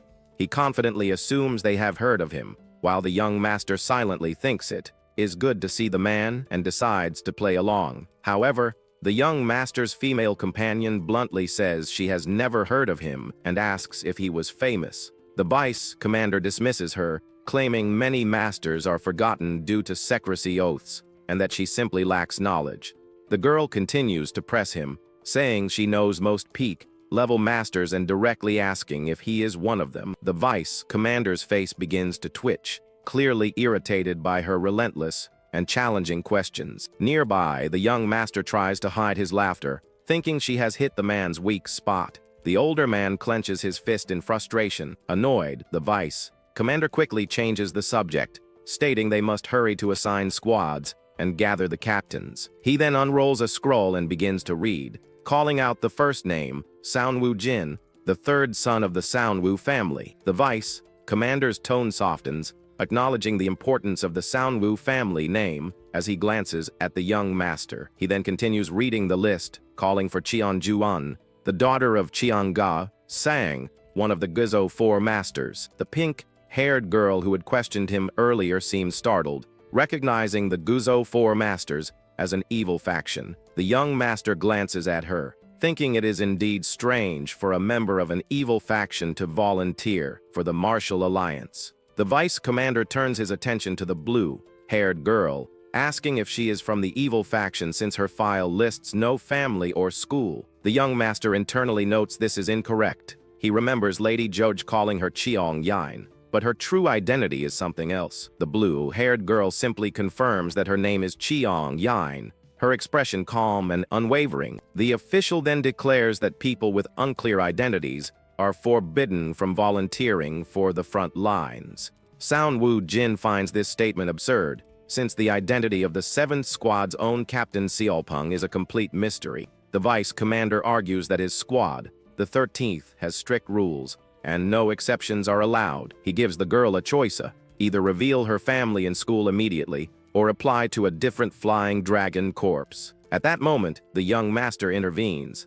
explaining that Cheong Yain is a close friend of Lady Juj Soil of Heaven's Gift Sword Peak. The vice commander's face pales as he hears she is connected to the precious daughter of the Martial Alliance's military strategist. Stuttering, he asks why a lady of her status would come to the front. The young master casually says he does not know her reasons. He then adds with a laugh that it is likely related to high-ranking members of the Alliance, hinting that it's above the vice commander's pay grade. The vice commander's face twitches with annoyance, realizing he has been completely outplayed and cannot refuse her now. After the tense meeting, the newly assigned members are guided out of the main building and toward their barracks. They arrive at a large, well-maintained building, which their guide introduces as the barracks for the 7th Squad. The young master looks at the structure with a heavy heart, murmuring that it looks exactly as he remembers it. He thinks back on the past 7 years, recalling the mix of happy and tragic moments he experienced within those very walls. He feels relieved that all his companions were assigned to the 7th squad, hoping to avoid the 4th at all costs. The man guiding them warns that some squad members will try to haze the newcomers and hopes he will not get too hurt. The young master then recalls the cruel insults from his past, when he was called a disgrace and told to get lost. He remembers others telling him that even looking at his face was unlucky, and he questions if that could be considered mere hazing. Although he eventually endured it, the painful memory of being ostracized to the point of wanting to die still lingers. Walking down the familiar corridor, he reflects on how the thought of living here again brings back those difficult memories. The guide finally leads him to a room, opening the door to reveal the current members of the 7th squad. 2 members greet him warmly. One of them jokes that the newcomer's build suggests he eats as much as him. However, a different group of men smirks from across the room, mockingly asking if a pig has just arrived. They continue their taunts, saying they did not expect a proper newcomer, considering who their captain is. Sound Woo Jin thinks their current reaction is much more acceptable than in the past, glad that he decided to lose weight. His guide formally introduces him as young Master Sanwoo Jin, the 3rd son of the prestigious Sanwoo family of Gizzo. The 3 men who were just mocking him now look surprised upon hearing the name of such a well-known family. They quickly recognize him as the infamous 3rd son, known for being a cripple who was beaten by his own sibling. One of them sneers that it must have been hard for a pig to lose so much weight. Hearing these insults, the guide's expression hardens, his eyes filled with silent anger at their behavior. The 2 friendlier squad members also appear tense and shocked by the cruelty of their squad mates' words. But despite the harsh taunts, the young master simply smiles, completely unfazed by their attempts to provoke him. He calmly approaches the leader of the bullies, greets him by his full name, Hamu Jin, and extends his hand.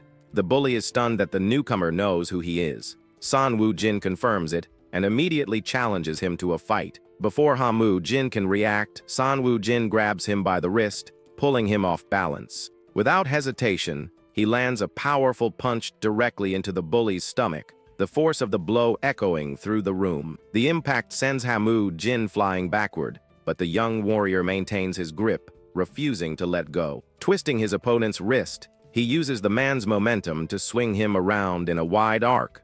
He spins Hamu Jin through the air with incredible speed and strength, showcasing his surprising power. The young master then slams the bully headfirst into the wooden wall, the impact cracking the surface. Hamu Jin collapses to the floor, his eyes rolling back in his head, completely knocked out from the sudden and brutal attack. One of his stunned friends nervously asks Sanwoo Jin what he is doing, terrified by the display of violence. The young master just smiles, asking what he is doing and reminding the man that they were the ones who called him a cripple. Enraged, the other bully clenches his fists and calls the young man a bastard, ready to retaliate. Sanwoo Jin simply stares back, thinking this should be enough of an example. He considers beating up the other bullies too. Suddenly, the sound of footsteps interrupts the tense standoff, drawing everyone's attention to the doorway. A new figure enters the room, and the young master immediately recognizes the voice of the newcomer. A smile spreads across his face as he realizes the real boss of the squad has finally appeared. A man with green hair and a stern expression stands in the doorway, demanding to know what is going on. He looks down at the newcomer and the unconscious man on the floor, his gaze sharp and questioning. The green-haired man repeats his question, his voice calm but firm, clearly in a position of authority. Sanwoo Jin maintains his cheerful demeanor, inwardly acknowledging that the situation has just escalated. He cracks his knuckles, preparing himself for the next confrontation that is about to unfold. He greets the newcomer as senior, introduces himself, and explains that he has just joined the 7th squad. He cheerfully explains that they called him a pig and a cripple, so he simply returned their friendliness in kind. The green-haired man introduces himself as Ju Tae, Jiang of the Point Spear sect, his tone serious and unamused. The young master realizes that, just as he expected, Ju Tae, Jiang is not picking a fight due to his pride in his sect. He knows that Ju Tae Jiang, also known as the Point Spear Sword Viper, is a disciple from one of the 9 great sects. However, this pride also made him a toxic presence in the squad, unable to accept being under an unknown captain and always causing trouble. Sanwoo Jin clenches his fist, remembering his first love who died because of this man. He vows it will not happen again. For now, he knows he is too weak to handle Ju Tae Gyeong, who is likely at a mid-first rate martial level. He decides there is no need to rush and turns to his guide, asking if they should all have dinner to introduce themselves. Ju Tae Gyeong grits his teeth in annoyance at being ignored, clearly not used to being treated with such casual disrespect. Seonwoo Jin simply glances back at him, thinking that the man is a bastard, yet his plan is already in motion. He turns to Ju Tae Gyeong with a smile, saying he remembers him now and has heard rumors about the Point Spear Sword Viper. Hearing the nickname Ju Tae, Gyeong's expression darkens, and he places his hand on the hilt of his sword. The young master feigns innocence, asking if Point Spear Sword Viper is not his nickname, pretending that is what he understood. Enraged, Ju Tae Gyeong draws his sword, telling the newcomer that he researched carelessly and will now die for it. Saopeng, the guide, quickly steps in, asking Ju Tae Gyeong what he is doing. The enraged warrior orders him to step aside. Saopeng tries to de-escalate the situation, suggesting the newcomer simply does not know any better and asking for forgiveness. He smiles calmly, trying to reason with his agitated squad mate, but his expression is firm. He warns Ju Tae Gyeong that if he does not put the sword down, he will be crossing a line.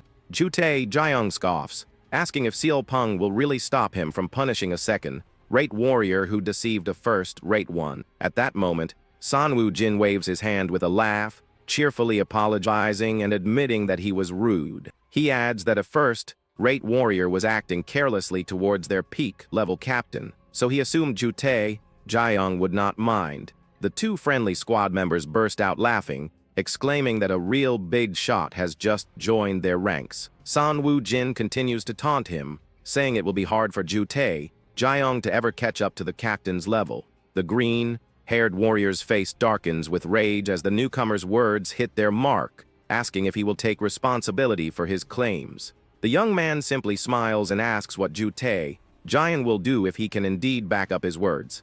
The proud warrior gives him a 3-month deadline, declaring that if the newcomer proves his claim, he will take his life as payment. Sanwoo Jin agrees, but asks what he will get if he wins. The other man scoffs, saying he will just die too. The young man dismisses this idea, saying they cannot let a precious comrade who is supposed to fight demons die so needlessly. Instead, he proposes that if he wins, Ju Tae Gyeong will have to treat him as his older brother from that day forward. The proud warrior grits his teeth, clearly humiliated and enraged by the absurd and disrespectful condition. Despite his anger, he accepts the challenge, vowing to grant the newcomer's wish in 3 months. Ju Tae Gyeong then turns to Saopeng, asking if he will also try to stop this duel, which he brought upon himself. He leans in close to the young master, telling him to struggle all he wants, because he will make him regret his words. As Ju Tae Gyeong storms out of the room, he tosses a small, round object over his shoulder before leaving. The rest of the squad,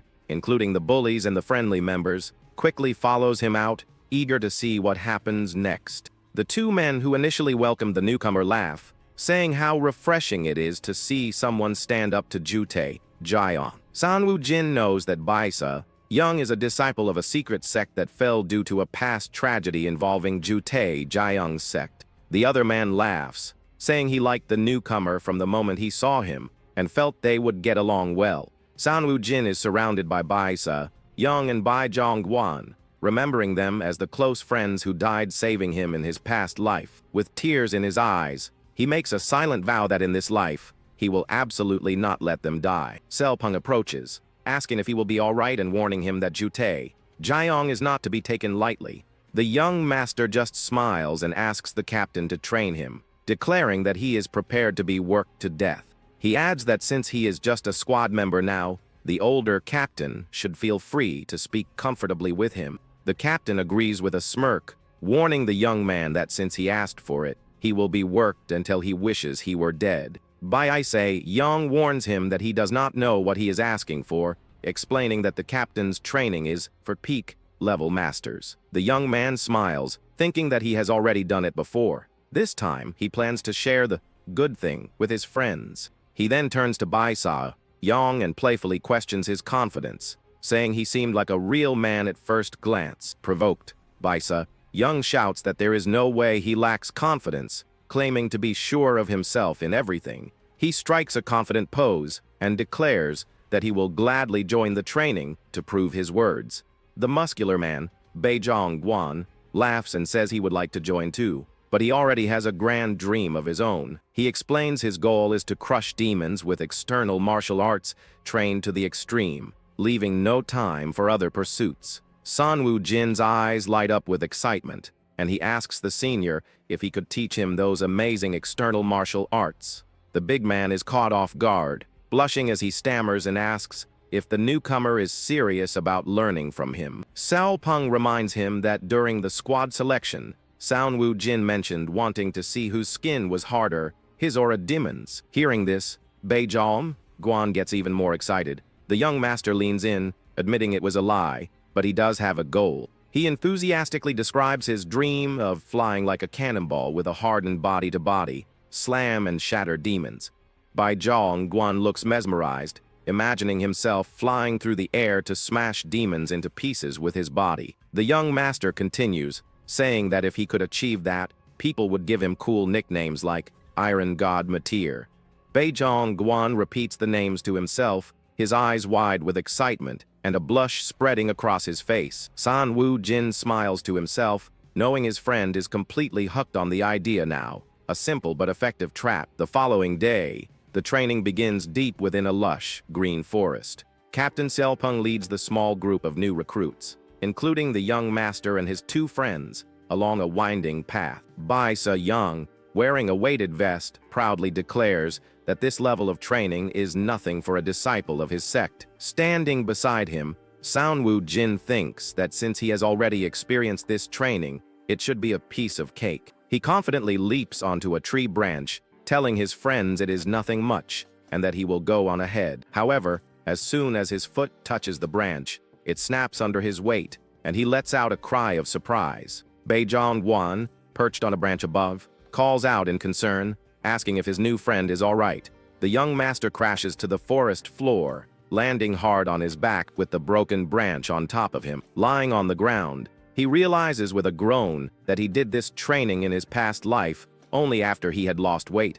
A month passes, and the early morning light filters through the dense canopy of the forest. A hand, covered in dirt and trembling with exhaustion, grips the edge of a deep pit. Baisa Young hauls himself out, looking completely drained and worn out from the grueling training. It is revealed that in the past, after fleeing his fallen sect, he found himself in the same squad as a disciple from the Point Spear sect. The chief disciple of a secret sect was now in the same group as someone from the sect that caused his own downfall. He had not expected much when he revealed his origins, knowing it would be hard for a second-rate warrior to get an apology. He had hoped for at least some sign of guilt, but Ju Tae Zhang simply asked him, "So what?" The arrogant disciple then mocked him, asking if he was proud that his sect's elders died from their own greedy ambitions. Enraged, Baisa Young lost his composure and attacked, but the outcome of the fight was painfully obvious from the start. After that day,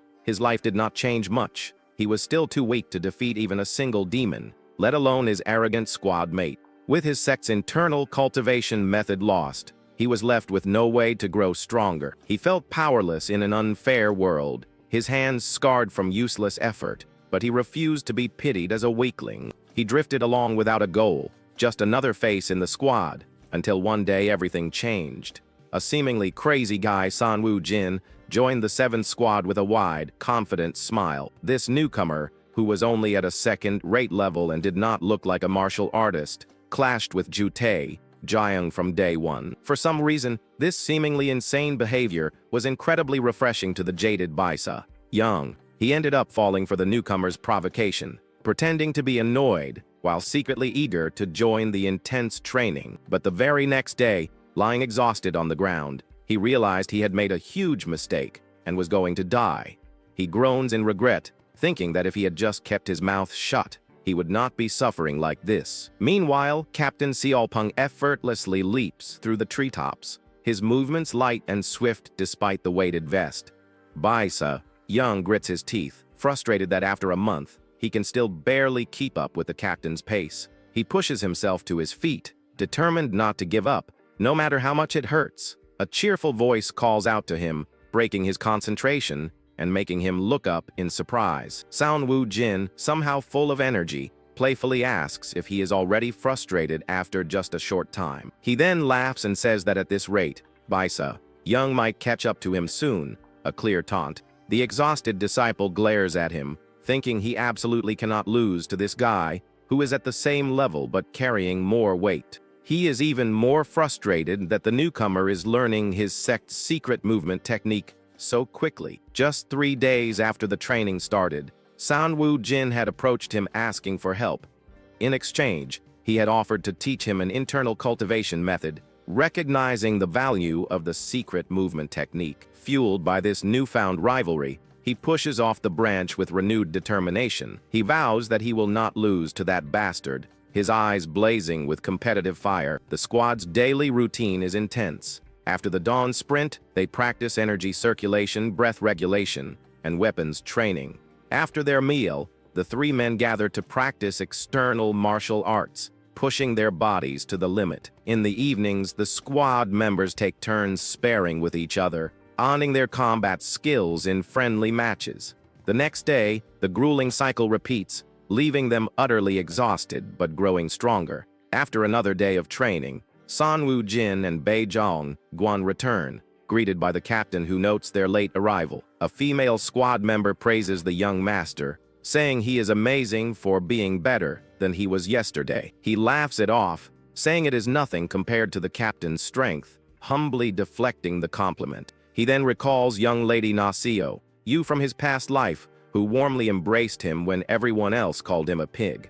That was when he fell in love with her, even though he could never confess his feelings or prevent her tragic death. He clears his throat, pleased that everything is going smoothly. Thanks to the influence of the 2 young ladies, the squad is focused. Both Cheom Yan and the pink-haired girl meditate peacefully, fully dedicated to their training. Cheong Yan even surprised everyone by asking to join the external martial arts training, her competitive spirit shining through. As he trains, the young master's growth rate is incomparable to his past life, thanks to the primordial infinite arts. Bai Se-young is also making incredible progress, with the new cultivation method giving him wings. Bei Zhang Guan is learning the Diamond Indestructible sect's cultivation method, balancing his internal and external training. This sect, focused on achieving true indestructibility, trains both the body and the mind in perfect harmony. However, the young master reveals that there is no such sect. He actually gave his friend a Shaolin cultivation method and embellished the story. He sits beside his friend, meditating peacefully, thinking that as long as the motivation and results are good. 2 months pass, and the squad meditates in a clearing. The young master knows a major incident is about to happen. He recalls that in his past life, around 50 liver ghosts suddenly attacked, overwhelming their forces. The flying dragon corpse, accustomed to fighting only a few at a time, suffered a catastrophe where an entire squad was annihilated. Though he does not know the exact cause, he remembers that from that incident onward, the situation at the front rapidly worsened. But with his current status, he can neither warn anyone about the future nor prepare for it himself. He sits in meditation, feeling an immense sense of frustration knowing what is coming but being powerless to stop it. Elsewhere in the forest, a different squad captain practices his sword skills with incredible speed and precision. He complains about his popularity with insects as he effortlessly slices through a swarm of them. He wishes he were popular with women instead, swatting at the bugs that buzz around his face. With a frustrated grunt, he grits his teeth, annoyed by the persistent and unwelcome attention from the insects. He unleashes a flurry of sword strikes, his movements a blur as he cuts through the air with deadly accuracy. Every slash is precise, a testament to his exceptional skill as he continues his relentless practice. The swarm of insects falls to the ground, each one perfectly sliced in half by his masterful swordplay. His squad members watch in awe, praising his amazing 72 two-way sword rain dance technique, a basic skill for his sect. They marvel at their captain's skill, wondering how much more amazing the first squad captain, a renowned genius, must be. They compare their captain, nicknamed Swift Chaos Monkey, to the first squad captain, the Clear Wind Sword Dragon, and laugh. Their captain yells at them to be quiet, furiously denying that he has no humanity for reaching peak level in his 20s. One of the female members teases him, suggesting he should try dating the vice captain if he likes her so much. The captain shouts that he is not interested in the vice captain either, getting flustered by their endless teasing. Suddenly, his expression turns serious as he senses something approaching. He orders his squad to form a defensive formation, warning them that a large number of enemies are approaching. As they prepare for battle, one of his subordinates nervously notes that there seem to be far too many enemies. A massive horde of grotesque, red-eyed liver ghosts emerges from the trees, charging toward them with terrifying speed. The captain immediately engages the creatures, shouting for his vice captain to send a signal for reinforcements. He cuts down several of the monsters with a single, powerful slash, his expression grim and focused. But as he fights, he notices something that makes him pause in shock and disbelief. He curses as he realizes the creatures are far more numerous and powerful than he anticipated, and he orders everyone to retreat.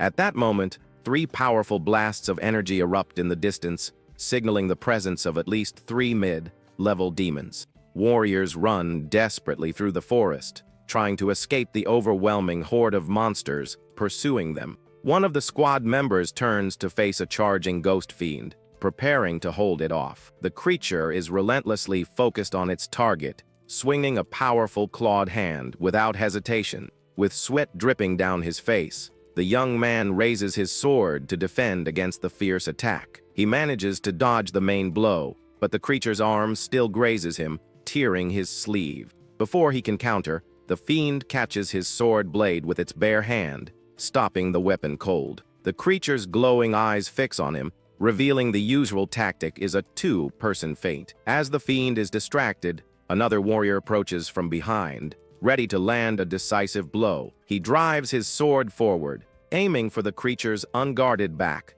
while its attention is elsewhere. However, his confident expression quickly turns to one of pure shock and disbelief. The creature, without even looking back, has caught his sword hilt with its other hand, halting his attack. The warrior looks around in horror, realizing that more ghost fiends have now surrounded him.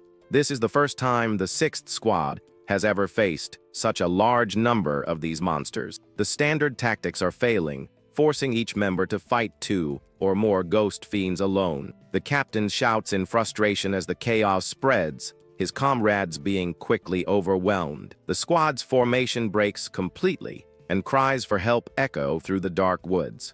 The creatures are brutal and efficient, falling upon any warrior who gets separated from the group. The captain desperately yells for his men to pull themselves together and hold their ground. His face is tense with grim determination as he tries to prevent the complete annihilation of his squad. As he focuses on the enemies in front, another fiend with glowing eyes lunges at him from behind. The creature's face contorts into a twisted grin as it closes in for the final blow. The captain looks back in shock, realizing his mistake too late as the monster attacks. He manages to block with his sword, but the battlefield is grim, with his comrades being overrun. Letting his sword fall from his grasp, he decides to rely on his fists instead. He pivots and throws a powerful punch, striking the creature squarely in the face. With fierce determination, he continues his assault, ignoring the other monsters around him. He lands another solid blow, sending the fiend reeling backward from the unexpected force. The captain follows through with a final, devastating punch that connects with the monster's jaw. Standing over the defeated creature, he takes a moment to catch his breath before facing the rest. The impact of his attack was so great that it sent several other nearby fiends stumbling back. He quickly realizes that the number of enemies is still far too great for his squad to handle. Determined to create an opening, he lets out a powerful shout, ready to make a final stand. At that moment, 2 warriors descend from the trees, shouting their attack names as they charge in. Elsewhere, Nasoyu and her companions stand with their swords drawn, watching the chaos unfold. Their eyes are fixed on a single figure who is fearlessly charging straight into the horde. The three women look on with expressions of pure shock, unable to believe what they are seeing.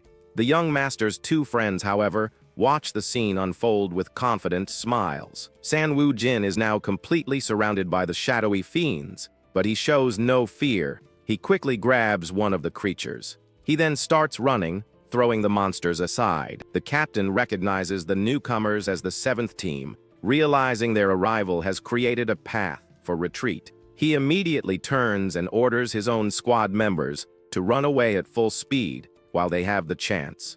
The captain then urges the 7th team to retreat as well, warning them that the enemy's numbers are simply too much to handle. However, the young master's companion tells the captain not to worry, assuring him that they have a plan. With a wide grin, Baisa Young calls out to his senior brother, telling him that it is now his turn. The green-haired warrior reluctantly takes out a small knife and makes a cut across the palm of his hand. He mutters a curse under his breath, annoyed that he is being forced to go through with this crazy plan. Without any more hesitation, he swiftly approaches one of the unsuspecting ghost fiends. In a flash, he smears his own fresh blood directly onto the creature's face, marking it as a target. He continues this motion, darting through the horde and marking several other monsters with his blood. The scent of blood drives the creatures into a frenzy, and their eyes begin to glow with a menacing red light. With the entire horde now chasing him,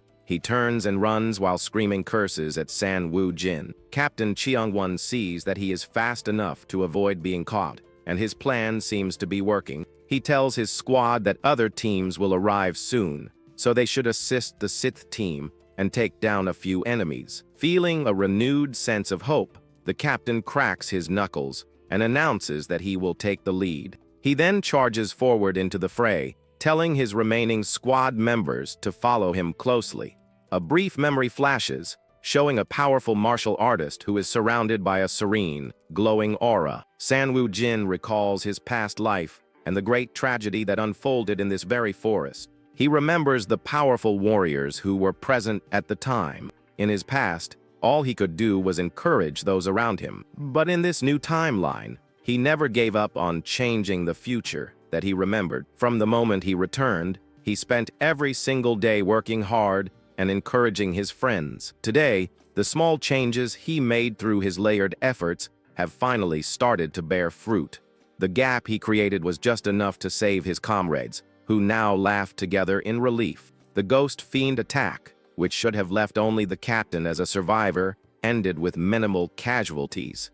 A few days later, a small group of warriors walks through a forest clearing, heading toward a building. Baisa Young complains that even his clothes now smell like the awful medicine, playfully elbowing his friend. He adds that if not for the ointment, onlookers would have rushed to join their training. San Woo Jin agrees, noting that many people have been watching their external training recently. After hearing Zhang Guan describe how they defeated the demons, they realized their arts were good. But once the onlookers witness the actual grueling training, most of them quickly decide to leave. However, there was one person who was genuinely interested and wanted to overcome the entry barrier. This enthusiastic young man was immediately blocked by his friends, who stopped him from joining.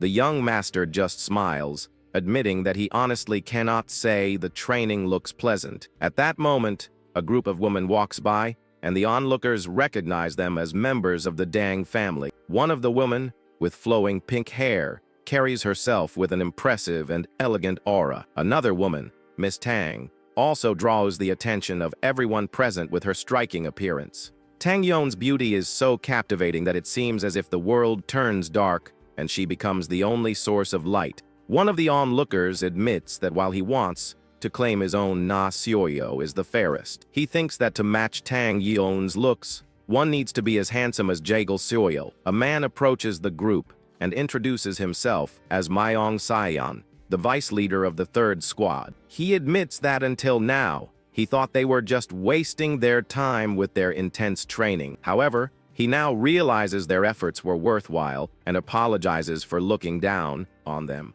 He then whispers to San Woo Jin that he would honestly like to learn some physical training from them. As his squad leader calls for him, he tells the young master that his dear goddess might not be so enthusiastic. He points out that she is quite clingy and possessive, contrary to her looks, before saying goodbye. As the vice leader turns to leave, San Woo-jin calls out his name, causing him to pause. The young master hesitates for a moment, a bead of sweat running down his face as he tries to find the right words. He then changes his mind, simply wishing him well and hoping they can train together next time. Myung Se-yeon is bold enough to openly state he has fallen for Tang Yeon and serves as her vice leader because she is too difficult to approach. He acts as the effective squad leader of the third team. However, the young master recalls that in his past life, this man died at the hands of the very woman he loved. Tang Yeon was forced to kill him after her mind was taken over by the blood cult. Later, he realized she became the woman of Ma Yoo-jim, the fourth squad leader. In her final moments, Yoo-jim's betrayal drove her into complete and utter despair. San Woo-jin now understands that she was not the cold, perfect woman she appeared to be. Bai Se-young asks if he's also interested in Tang Yeon. He explains that steel spirits will appear soon and he needs her help, but his friend misunderstands. Bai Se-young teasingly asks if he loves her so much he would be satisfied with just a conversation. As the young master looks, his friend shouts that he is in love with Miss Tang. He frantically tries to explain that it is not what it looks like, saying he just needs to talk to her, but has no connections. Na Seo-yu looks on, her expression unreadable as she considers the chaotic scene before her. The young master grits his teeth in frustration, realizing he has been completely misunderstood. That evening, as the sun sets, the squad prepares for their night patrol duty. The squad leader, Seal-pung, holds up his hand to halt their advance. Sensing something in the darkness, he notes that it is a chaotic spirit, and the tension of the night patrol immediately rises. As he steps forward, he explains that the demonic heads of the blood cult are dangerous even for peak masters. Suddenly, a monstrous creature lunges out of the darkness, letting out a terrifying scream as it attacks. But this squad has Seal-pung, who easily dodges the attack and leaps onto the creature's arm. With the situation handled, the squad leader calmly states that there are no more abnormalities. He has one crucial weakness, however, which becomes apparent as the female squad members praise him. He gets flustered by their compliments and awkwardly tells them to be on their way. It is revealed that squad leader Seal-pung has trouble with women,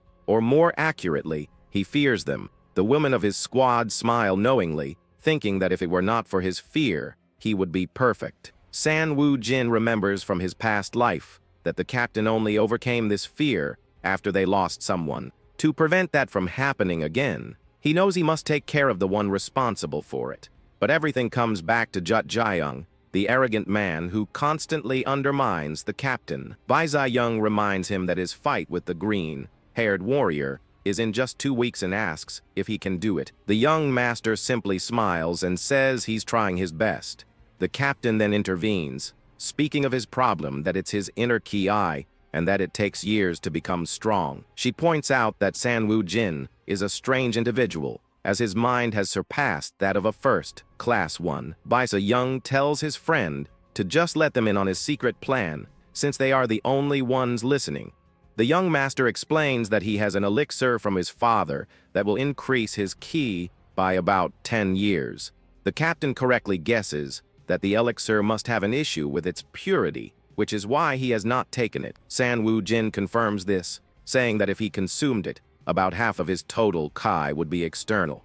The female squad members are confused, asking what the men are talking about as they do not understand. Cheung-yan explains that if the external ki in elixirs exceeds half the total, ki deviation is more likely to occur. The young master clarifies that this is why he has been pushing back taking the elixir until the last moment. His original plan was to first gain pure ki using his primordial arts, and then take the elixir safely. However, he now believes that at his current state, he can handle a first-rate opponent. Bai Se-young laughingly admits he had no clue, having never used elixirs before in his life. The pink-haired girl's eyes light up with excitement, and she happily exclaims that they are in the same boat. Her companion blushes and clenches his chest, clearly flustered by her enthusiasm and closeness. Now, Na Soyu mentions that they will be busy for a while with San Woojin's fight and the upcoming meeting. He finds it strange, noting that he has been fighting on the front lines, but has never heard of such events. He remembers that the meeting in his past life occurred in the 13th Corps, and it was oddly peaceful. Baiza Young complains that it sickens him how the vice captain will suck up to his superiors during the meeting. He continues, saying that they will be told to clean everywhere and turn the whole place upside down. San Woojin asks his friend if he finds it strange that the risk of ki deviation is so high. He makes the scroll thinking about how the demonic sect remains alive. Baiza Young pauses for a moment, then thoughtfully agrees that his friend has a very good point. If the members of the blood cult primarily steal the ki of others, it creates a dangerous imbalance. The young master covers his mouth in thought, trying to piece together the puzzle of their power. His eyes narrow as he wonders how they manage to stay alive with such a high risk of QI deviation. Meanwhile, Jut Jiyoung trains intensely in a clearing while a man with long hair watches him. He lets out a powerful shout as he lunges forward, his movements filled with focused intensity. With a swift and precise motion, he thrusts his spear, demonstrating his growing martial skill. His attack is suddenly stopped as the other man, Mayugium, easily catches his foot, praising his progress. The man smiles, saying the green-haired warrior can now undoubtedly call himself an upper first-rate. Jut Jiang thanks him, but is told not to be satisfied with simply not losing to a second-rate opponent. He is ordered to demonstrate overwhelming power befitting his sect, and the proud warrior readily agrees. Ugm watches him, thinking that the newcomer needs to realize what kind of opportunity he threw away.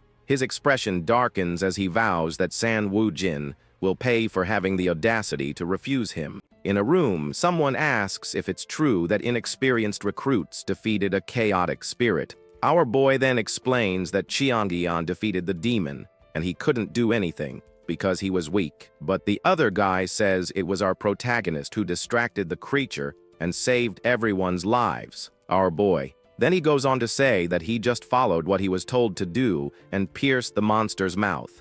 A woman asks how he knew that spirits were weak against the light, and the young man says it was luck. A man with red eyes thinks like a second-rate warrior would risk his life against a demon. Seeing our hero laugh, the man thinks that he must have done a lot of research since little information is publicly available. With a smile, he decides there's no more room for hesitation, and that it's worthwhile to train our boy. San Woojin explains that knowing about the weakness to light is different from forcing the monster's eyes open. The man with red eyes says he liked the rookie and will take him to the 4th squad. At that very moment, our protagonist desperately shouts that he will not accept the proposal. The other person is completely shocked and speechless by the protagonist's refusal. He then asks if the boy really doesn't want to join his team, and our hero becomes embarrassed. Our protagonist becomes nervous and looks away, unsure how to respond to the man. At that moment, he turns around and calls for Captain Seal Pong,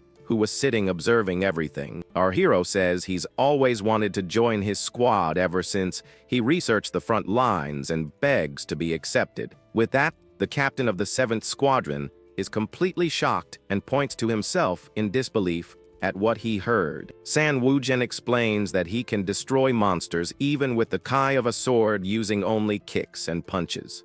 Then he goes on to say with a smile that ever since he heard that, he knew he needed to learn from the captain. The leader of the 4th squad becomes furious and asks how he dares refuse him to join the 7th squad. He then reminds them that our hero is from the famous Soundwoo clan, but wants to join losers with useless martial arts skills. Hearing the insult against his future companions, our protagonist's fist clenches tightly, but he ignores the provocation and tells Silpong that he wants to learn physical arts to test his body against the demons. Hearing this, the captain stands up and grabs our boy's shoulder, saying that he has a great mentality. He then says he will train him so that his body surpasses that of demons, and our hero enthusiastically accepts. Seeing that he had been completely ignored, the leader of the other squad clenched his teeth in anger. With his arms crossed, the man stares furiously. At another point, he recalls the situation, and just the memory of what happened already makes him extremely angry. The man comments to Jae-jung about how well the rookie is doing, and that he should have used his influence to recruit him. He then says that he will make our protagonist pay for the audacity of refusing an offer from the son of the Diankang sect leader. The Diankang leader's son angrily says he will teach the newcomer the power of his sect and leaves. With a smile, Jae-jung agrees and says that they should teach our hero a proper lesson. He thinks to himself that he has no intention whatsoever of letting alive someone who has insulted him. But the rejected leader interrupts him and tells him not to exaggerate or cripple the boy. Jae-jung is shocked by the request and asks if the other wouldn't eliminate a fellow fighter. Stuttering, the man says no, but that they really need to teach the boy a lesson. Then the sect leader's son uses his energy to frighten the boy. He then reminds Jae-jung that their mission is to fight the blood cult and reclaim the mountain. And for this reason they must cooperate even with the scum, so they must not attack a direct comrade. The leader says he trusts that he won't do something so stupid. After all the conversation, the man seems quite irritated. Elsewhere, a woman asks someone to look directly into her eyes. Seeing that San Woo Jin cannot look her in the eye, she concludes that he is not under mind control. Two teammates laugh and say that being controlled might even help him get married. The other boy gets all flustered and shouts that he simply doesn't feel the need to talk to girls. The teammate laughs and asks if he really doesn't feel anything when talking to girls. Then the woman calls the next person in line, and the boy in blue seems quite reluctant to go. They are checking if any of the male members of the squad have been bewitched by any magic. This is because the 10th body had an incident where a member was bewitched and captured. From time to time, some people fall under the influence of the blood cult, and it is a big problem. And the worst part is that they still haven't discovered a way to break the mind control of this cult. The woman then asks the young man to look her in the eyes, and he becomes very nervous at the request. She explains that he needs to maintain eye contact and not just glance at her. With a smile, Captain Sealpong asks what happened to the courage he once had. The boy, blushing deeply, says that this proves he wasn't bewitched and asks her opinion. The woman agrees and says that since he can't look her in the eye, she thinks he's fine. It is possible to tell if someone has been controlled just by looking into their eyes. As the light fades, this task of identifying irregularities is assigned to women like Chiang Yin. Next, the woman announces that it is now Soundwoo's turn to take the test. He blushes but says that if he wanted to, he could do this all day without any problem. One of his companions laughs and wishes him good luck, saying, "Let's see how confident our hero really is." Sanwoo thinks this is a rare chance to look into her eyes and decides to take a good look at her face. He then realizes that she has a compassionate smile and a face that could heal any heart. Just that thought makes Soundwoo blush completely, and he starts smoking. His teammates burst into laughter and ask how a human face can get so red. The woman then says that she doesn't even need to check his eyes, because he seems to be worse than the squad leader. Sanwoo panics and desperately begs her to check his eyes anyway. Seeing his reaction, the woman apologizes for provoking him and tells him not to push himself so hard. But Sanwoo cries comically, because it was his only opportunity to face her as much as he wanted.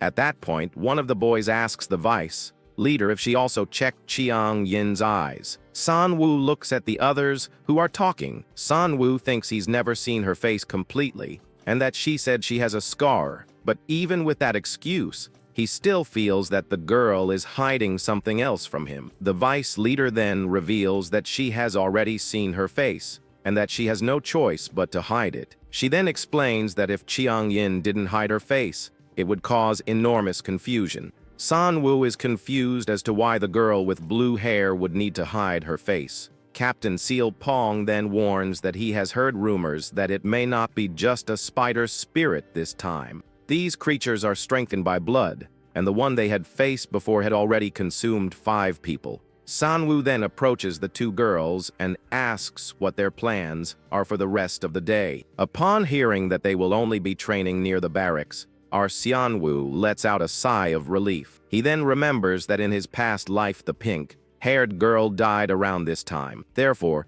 he warns the 2 girls not to go to dangerous places and to stay alert while the leader is far away. With a smile, the girl thanks him for his concern and tells him not to worry about them. At another point, the group is in a courtyard when a woman walks by and catches their attention. Our boy recognizes her as the vice leader of the 4th squad, Mei Yokyung.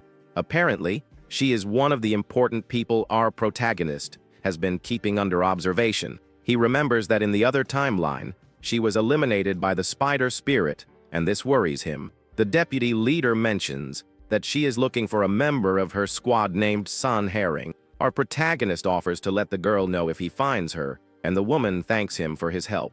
As she walks away, our hero remembers that Sun Herring is Jung's fiancée who passed away. One of the companions explains that Sun Herring has been having problems ever since, and our hero asks about her fiancé.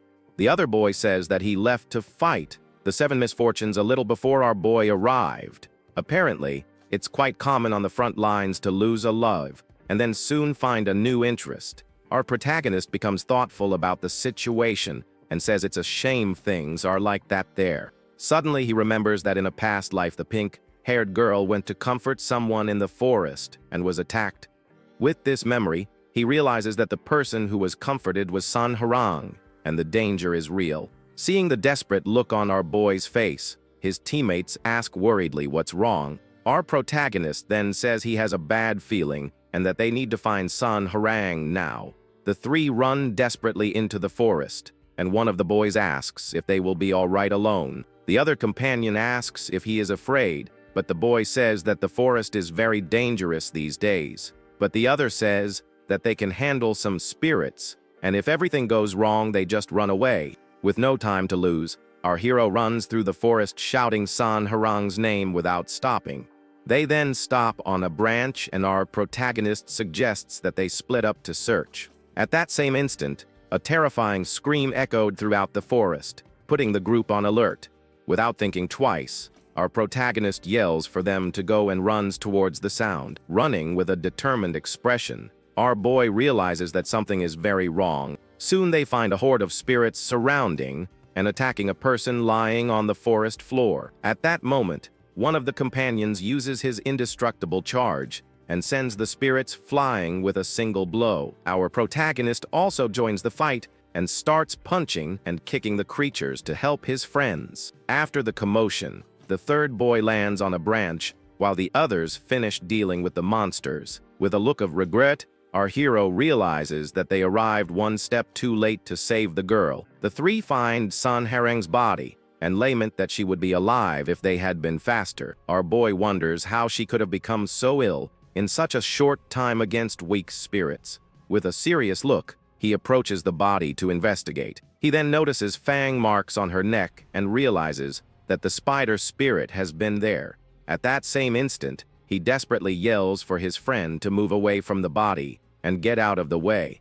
Our protagonist then warns that they need to run because the true spider spirit is nearby. With an expression of pure panic, he realizes that the situation is much worse than he imagined. At that moment, the 3 look up and see a humanoid creature crouching on a tree branch. With a terrifying smile and glazed eyes, the spider spirit stares at them. Our protagonist and his friend are shocked and wonder if that thing is really smiling at them. The creature then lets out a deafening scream that echoes throughout the forest and frightens the group even more. One of the boys realizes the shout was a decoy, and our hero tells them to run south on number 3. He then begins the countdown, and the 3 prepare to sprint off in a desperate race for their lives. On the 3rd day, they all run as fast as they can to escape the terrifying creature. But the monster leaps from the branch. In an instant, the spider spirit is already on the group's trail. The friend panics and shouts that the creature is too fast and asks what they should do. Our boy thinks that if they split up, 2 will manage to escape, but 1 will surely be left behind, and he knows that the person who would fall behind would be himself, being the slowest of the 3. At that moment, the strongest companion stops, running, and tells the others to flee while he distracts the monster. With a smile, he asks his friends to survive in his place and not die under any circumstances. Our hero is completely shocked because his friend did exactly the same thing in a past life. He remembers his companion telling him to leave, while smiling in the same way. He is smiling now. Our protagonist then clenches his teeth and tells himself to calm down and think logically about the situation. Our hero thinks the spirits have caught up with them and that there's no way the three of them can get out of there alive. With a smile, he accepts the situation and realizes that a difficult decision is inevitable at that moment. Then he tells his stronger friend that they will leave the lesser spirits for him to deal with alone. But our protagonist turns to the other boy and says that he himself will take care of the spider spirit. The stronger teammate is completely shocked and speechless by our boy's attitude. Then our boy holds his blade, cutting his hand. Then he yells for his friend to run and bring the squad leader before he ends up leaving this place. The horde of spirits then advances with terrifying grins. The stronger friend tries to defend himself, but is soon surrounded on all sides by the creatures. Even in trouble, he yells for his companion to run and save our protagonist at all costs. Seeing his friends sacrificing themselves, the boy cannot hold back tears of despair and sadness. He then runs and shouts that they dare not die, for he will follow them to hell if necessary. Our hero calls him an idiot and says he will never forgive him if he leaves for such a silly reason. With his sword gleaming purple, our protagonist prepares to face the spider spirit. The spider spirit pounces furiously towards San-Woo Jin, who waits with his sword gleaming. With a battle cry, the young man unleashes his purple energy, bracing for the monster's imminent attack. San-Woo Jin delivers multiple energy slashes that trap the creature in a web of purple cuts. The monster looks surprised and in pain as the energy attacks hit it squarely all over its body. Seizing the opportunity, our hero leaps over the spider spirit as it tumbles to the ground. The creature lets out a terrifying shriek, showing its fury and pain after being struck. Our hero explains that brute force is pointless against his illusionary sword style, which isn't based on martial arts. But the monster quickly recovers and lands firmly on a nearby tree branch. The spider spirit glares at the young man, who is now on another branch, and seems confused about what just happened. The protagonist worries that if the monster loses interest in him, it will go after his friend, Jongwon. He thinks his friend won't last long on his own, as the spirits are numerous and cunning. So, to prevent the worst from happening, he jumps toward the creature and taunts it to keep it from attacking his partner. The taunt works, and the spider spirit turns its face toward the boy with an expression of pure rage. The monster strikes with a powerful punch, and although the young man manages to block it, the impact is still immense. San-Woo Jin is pushed back, but holds his ground as the creature prepares for another strike. The spirit lunges forward, trying to grab him, while in the background, another similar monster watches the fight intently. Our hero mentally thanks Seyoung for the technique and hopes he brings backup in time.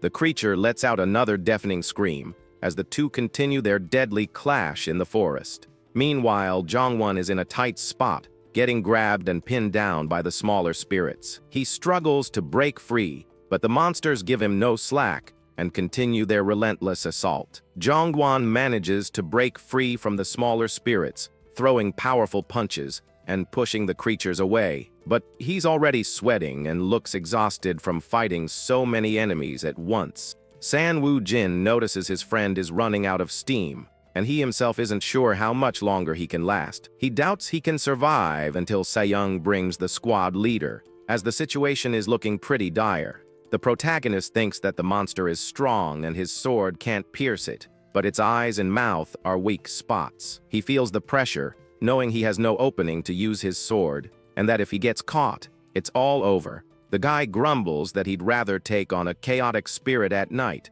than this creature in broad daylight. Suddenly, thinking about the chaotic night spirit and the daytime spider spirit gives him an idea. He remembers hearing about a rocky mountain near this forest, and this could be his chance. With a determined look, he decides he's going to risk it all on this gamble, as it might be his only way out. So he starts running through the forest, closely pursued by the spider spirit and its smaller minions. To get an edge, he uses one of the smaller spirits as a springboard, vaulting over it with agility. The creature lets out a cry as our hero glares back at it, ready to continue his strategic escape. Without hesitation, he runs his sword through the monster, clearing a path through the horde chasing him. With a focused expression, he prepares for the next step of his risky plan to survive. One of the spirits screams as the larger spider creature closes in from behind, ready to strike. The spider spirit attacks one of the smaller spirits with a spinning blow, showing off its brutal strength. After clearing the obstacle, the monster glares at the protagonist, who dares it to try again.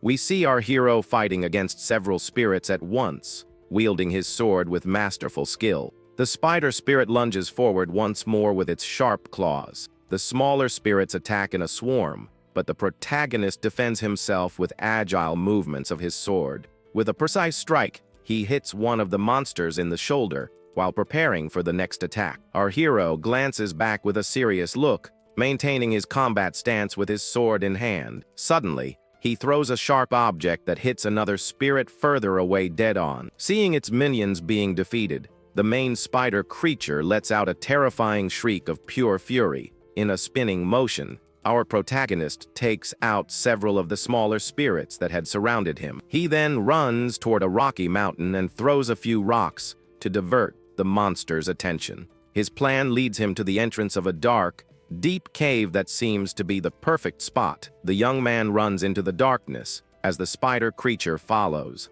screaming without hesitation. He goes deeper and deeper into the cave, running away from the light of the entrance and the monster's line of sight. Finally, in the pitch black, he stops and turns around with a confident smirk, waiting for his pursuer. The darkness in the cave is nearly absolute, and the monster's screams echo off the stone walls. Our hero explains that chaotic spirits are active at night, while these spider types operate during the day. This means the spider spirit relies heavily on its sight to hunt and fight effectively. But now that they're in total darkness, the creature will have to rely on its sense of smell to try and locate him.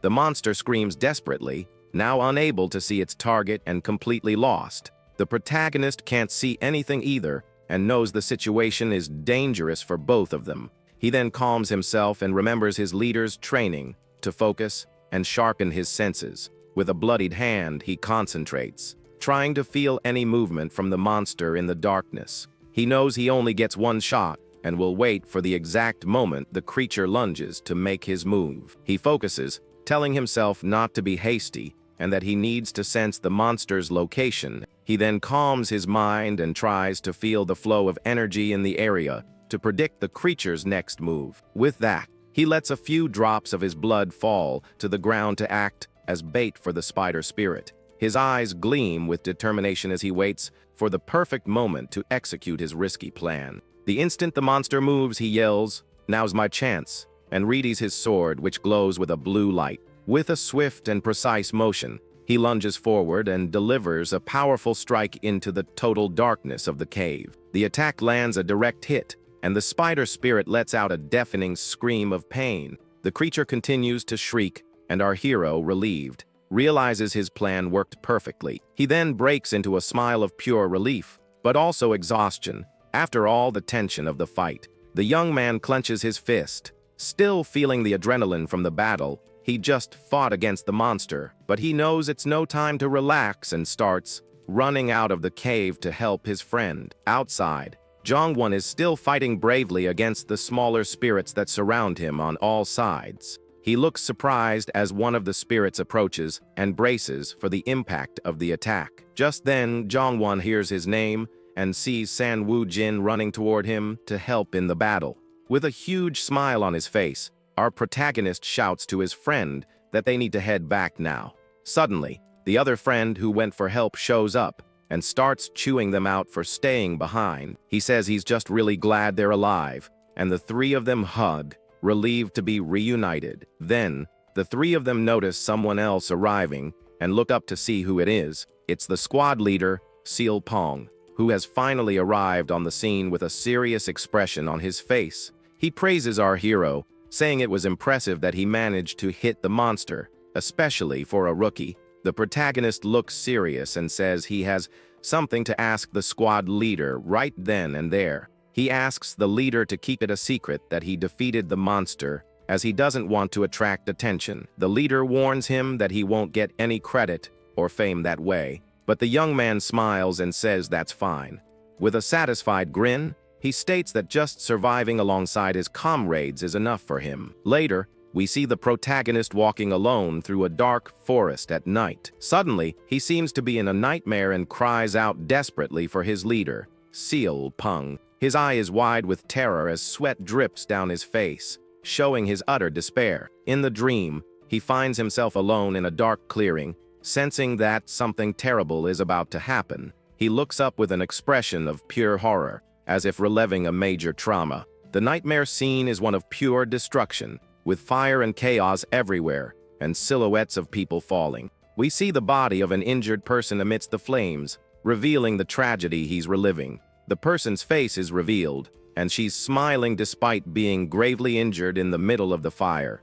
San Woo-jin wakes up, gasping and utterly horrified by the nightmare he just had. Sitting up in bed, he watches his roommate sleep and tries to calm himself after the terrible dream. He looks at his own hands and wonders if it was all just a nightmare or a memory. Then he notices that the leader's bed is M-figures. He went to train again, as usual. The young man holds his head in despair, as the nightmare was a memory from his past life where everyone perished. He thinks that in this life, he saved a friend and trained, risking everything to achieve his goals. But with a clenched fist, he questions if everything he's doing is really enough. He knows that soon, more powerful monsters like the Cheel, Jai and the Doxa, will appear one after another. He remembers that in his past life, he barely survived, losing friends, and the demons were just the beginning. 5 years later, the Hyo Ma appeared with incredible power, and 2 years after that, the front line collapsed. The blood cult simply ignored all agreements and began to expand its territory mercilessly. Since he fell in that battle, he doesn't know if the Martial Alliance won or if the cult took over the world. Because of this, he knows that no matter the future, the only thing he can do is train every single day without stopping. But every time the nightmare returns, he wonders if all his effort is truly enough. With a determined look, he comes to the conclusion that what he's doing now is not going to cut it for what's coming. With only 2 days left until the confrontation with Ju Tae, Kaiyang, we see a group patrolling the forest. One of the girls complains that of all days, she's on patrol when she really wanted to train a bit more. She smiles, thinking she never imagined she'd one day be bummed about not being able to do a night training session. The young woman recalls that when it was decided she would go to the front lines, all she could think was that she was going to her doom. When Nasio Yu turned 7, her mother passed away, and her stepmother took complete control of the family. The stepmother then sent her to the war and discriminated against her and her younger brother, hiding it from their father. The woman would say she couldn't send the future heir of the family to such a dangerous place. So, she would claim that for the good of the family, Nasio, you should make that sacrifice in his place. Even though it was incredibly difficult, the young woman believed that sacrificing herself was her way of serving her father. With her hands clasped, she would reply that she understood and accepted her fate without questioning her stepmother's decision. The girl knew that going there meant it was the end for her, but she didn't know how to refuse, having lived that way for so long. And sure enough, on her very first patrol on the front lines, Nasio, you faced a life-threatening crisis. She and her partner split up to look for tracks, believing a monster is in the forest. The girl runs through the forest with a look of surprise and fear on her face. She then lands near the body of her fallen partner and braces herself for whatever comes next. Analyzing the scene, she finds the monster's tracks and realizes it's very close by. She knows she needs to alert the other team members and thinks about using an emergency flare. But suddenly, the young woman senses a presence from above and looks up at the sky, completely terrified. A demon called Ma-Du drops from the sky, and the young woman instantly realizes it was all a huge trap. Desperate, she screams the creature's name and tries to defend herself, using her sword to block the attack. The young woman is quickly overpowered, her face showing pure terror, as she's pushed back by the enemy's strength. She can't hold against the pressure and ends up falling to the ground, completely defeated. A man grabs her by the chin and remarks with a wicked smile that she's a very pretty girl. The villain says she was an unexpected catch, making his nasty intentions with the young warrior clear. Nasio Yu squeezes her eyes shut, feeling pain and disgust from the humiliating situation she's in. The man leans over her, ready to harm her, with the girl unable to do anything to fight back. Suddenly, someone appears and lands a powerful punch on the villain's face, sending him flying. The scene shows the impact of the blow and the arrival of an unexpected savior for the girl in peril. The man gets up furiously and yells out, asking who dared to interrupt his plans like that. But the savior, who is Seal Pong, is already in a fighting stance, ready to continue the brawl. Without wasting a moment, he lunges forward again and throws another punch with all his might at the enemy. Lying on the ground, the girl wonders what just happened, as she thought her time was up. After the commotion, the forest falls silent, and a calm light illuminates the area. Seal Pong rushes over to Nasio Yu and asks with concern if she was hurt in the scuffle. He then offers his hand to help her up, and the girl looks at him with tears in her eyes. With a confident smile, the warrior tells the young woman that everything is okay now that he's here to help. The young man then gets closer to her and starts to say something while the girl is still on the ground. He notices she was hit with a pressure point strike and says he'll help her with that. After he helps her, she smiles happily and leans on him, completely relieved and grateful for his help. But the warrior looks incredibly embarrassed and awkward with the girl's sudden closeness. She remembers that in that moment, she forgot all her fear and just burst out laughing. Later, he was chosen as the leader of the newly formed Squad 7, and she decided to follow him. The girl thinks to herself that those were the happiest moments of her entire life up to that point, and she feels that even if she were to pass on tomorrow, she wouldn't regret any of her choices. Feeling like they have nothing to regret, the squad heads deeper into the forest. During the walk, young Master Bai complains that his body feels heavy, but the vice leader says she feels just fine. With a smile, she compliments the guy, saying he's gotten more handsome lately. Young Master Bai gets all flustered and says that's hard to believe since all she does is praise him, but the woman insists it's true. Elsewhere, the girls are fawning all over young Master Bai, who's getting completely flustered by all the attention. The guy is surprised and blushing as the ladies call out to him. The vice leader then gives him a tip, saying that women don't like the obvious stuff, and the secret is to be subtle. Right after, she turns and her attention shifts to someone else in the group. Looking at Soundwoo, she wonders if something's bothering him, as he seems really deep in thought lately.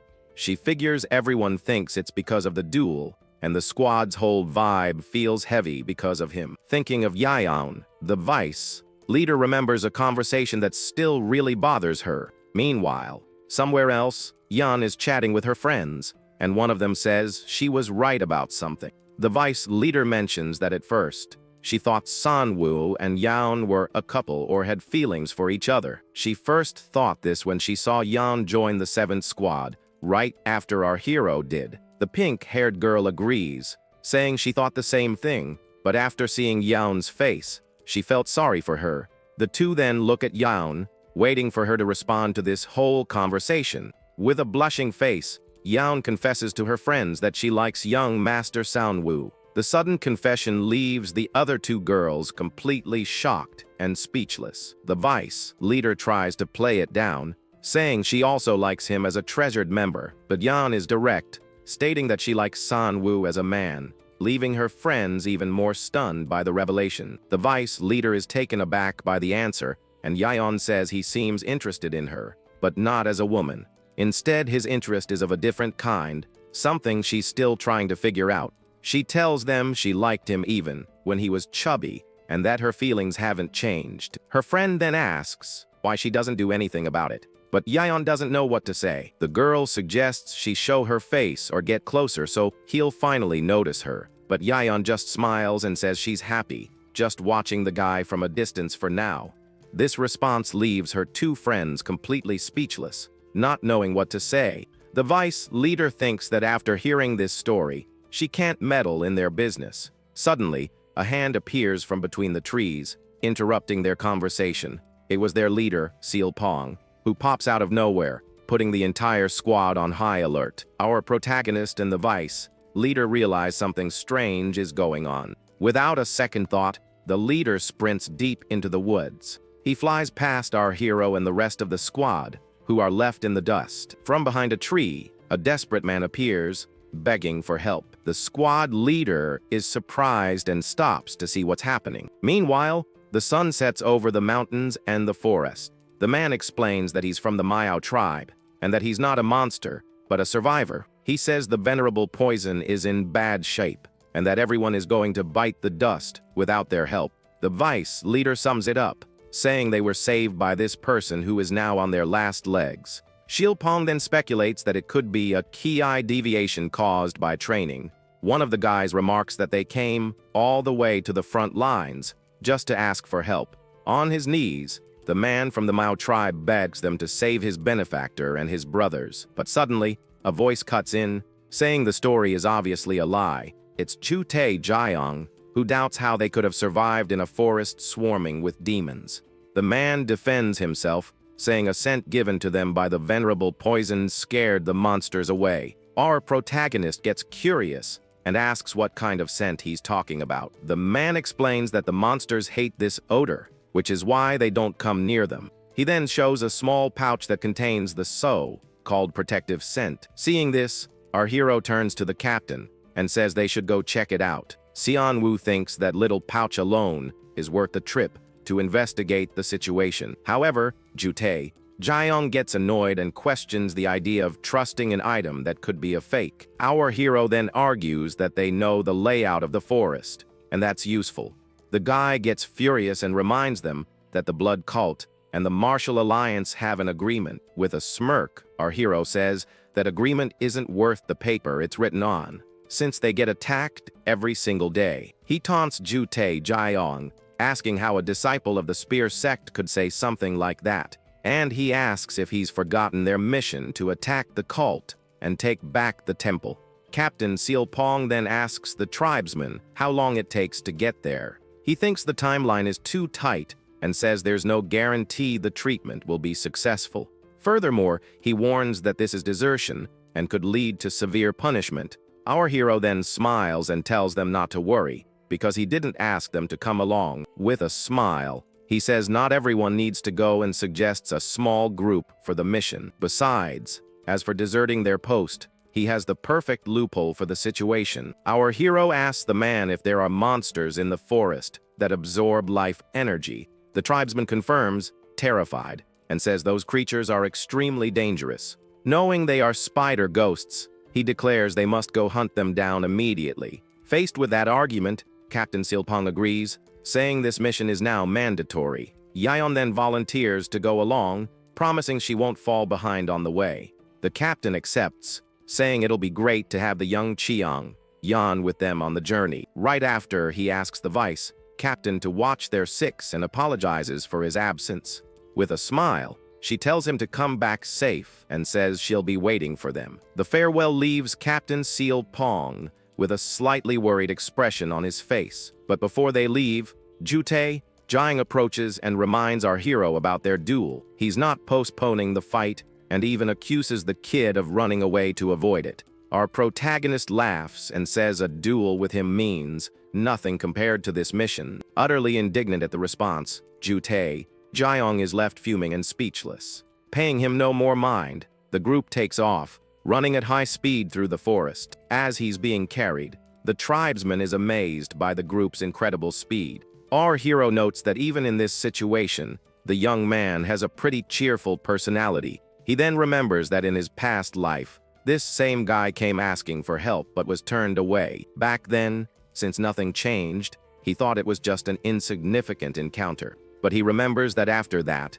the venomous snake ghost appeared and everything went south. This tragedy happened right when Captain Seal Pong left to save Jute Jiang's group. The venom was so potent that neither the squad's medic nor the young Tang Yeo could neutralize it. So, the captain went into the jungle alone, and with the help of the Meow people, returned with herds that saved a few. Unfortunately, the young Na wasn't one of them, and by the time he returned, it was too late to save her.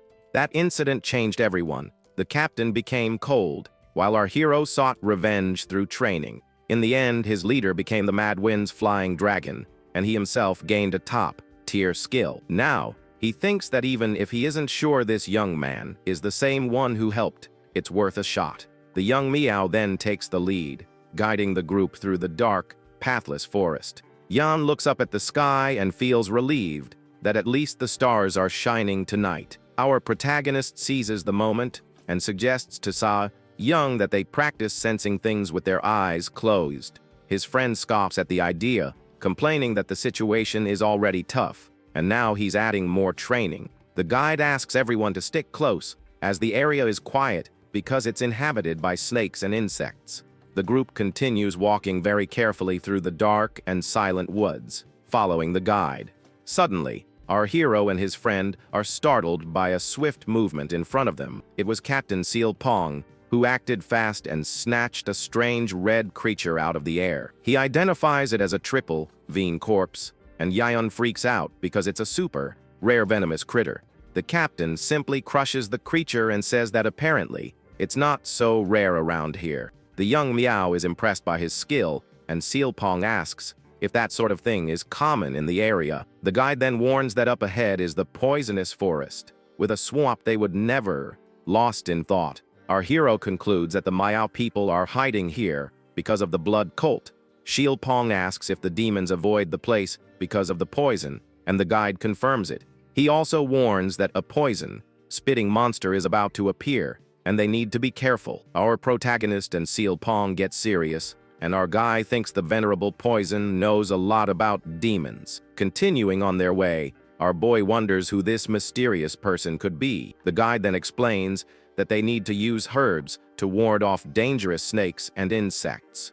Yaon comments that they should learn that trick, but Seal Pong says it would be trouble to come here unprepared. The captain realizes their patrol route only goes this far because of the dangerous poisonous forest. The group then continues their journey cautiously through the dark and sinister forest. Suddenly, a noise startles Young, who wonders what that sound was. Seal Pong reveals that a centipede larger than a person is watching them from the woods. Our hero imagines some kind of giant beast, but quickly dismisses the absurd idea. The guide explains that the centipede is tame because he fed it once, and it never attacked. Our guy then says that's already dangerous and asks what the most terrifying creatures are. The guide lists off spider, wasps with human faces, and snakes with horns, making everyone just a little bit freaked out. Our hero and Young are horrified to learn that these monsters actually exist around here.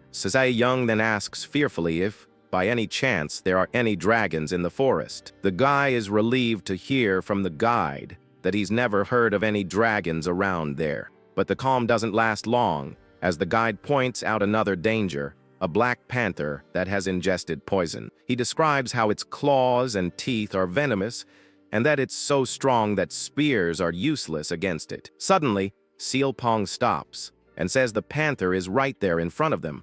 The group tenses up as they spot the creature approaching slowly in the darkness. With its eyes glowing, the black panther stares them down, ready to pounce at any moment. The guide freaks out, saying it shouldn't be here, as it usually stays deeper in the forest. Seal Pong throws a piece of meat to try and distract the animal and buy some time.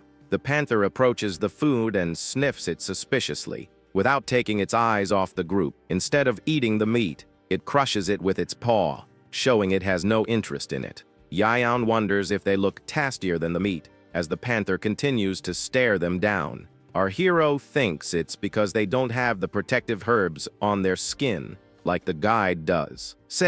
Young jokes that it's a shame our guy lost all that weight, because he would have made some prime bait. Our hero shoots back with a sarcastic remark, and his friend says he's as sharp as ever. The panther then starts to move, and Young warns that it's coming their way. Without hesitation, Seal Pong charges forward and leaps towards the animal to start the fight. The panther attacks with its poisonous claws, but the captain is faster and dodges. He counters with a powerful punch that lands squarely on the creature's body. Young is shocked to see that the panther managed to block the captain's attack. The creature then prepares for another attack with its sharp and deadly claws. Seal Pong doesn't back down and delivers a powerful kick that hits the panther hard. The impact of the blow causes the panther's paw to bend at an odd angle. Even injured, the panther doesn't give up and continues to fight Captain Seal Pong. With the force of the impact, Captain Seal Pong is thrown back violently. He's clearly surprised by the beast's power as he wasn't expecting that. The panther then prepares for another attack, its paw glowing with energy. However, the leader manages to dodge just in time, showing off his incredible agility in battle. Meanwhile, our protagonist and Yan watch the fight with deep concern. The creature then manages to land a hit on the captain, sending him flying with a brutal blow. Even in mid-air, Seal Pong manages to twist around and counters the attack with a powerful punch. Seeing that the situation is getting hairy, the rest of the team jumps in to help. Our hero and Yan get ready for a combined attack from above the beast. But the panther reacts quickly, using its tail like a whip to defend against the blow. The attack hits our guy, and Yan catches him to keep him from hitting the ground.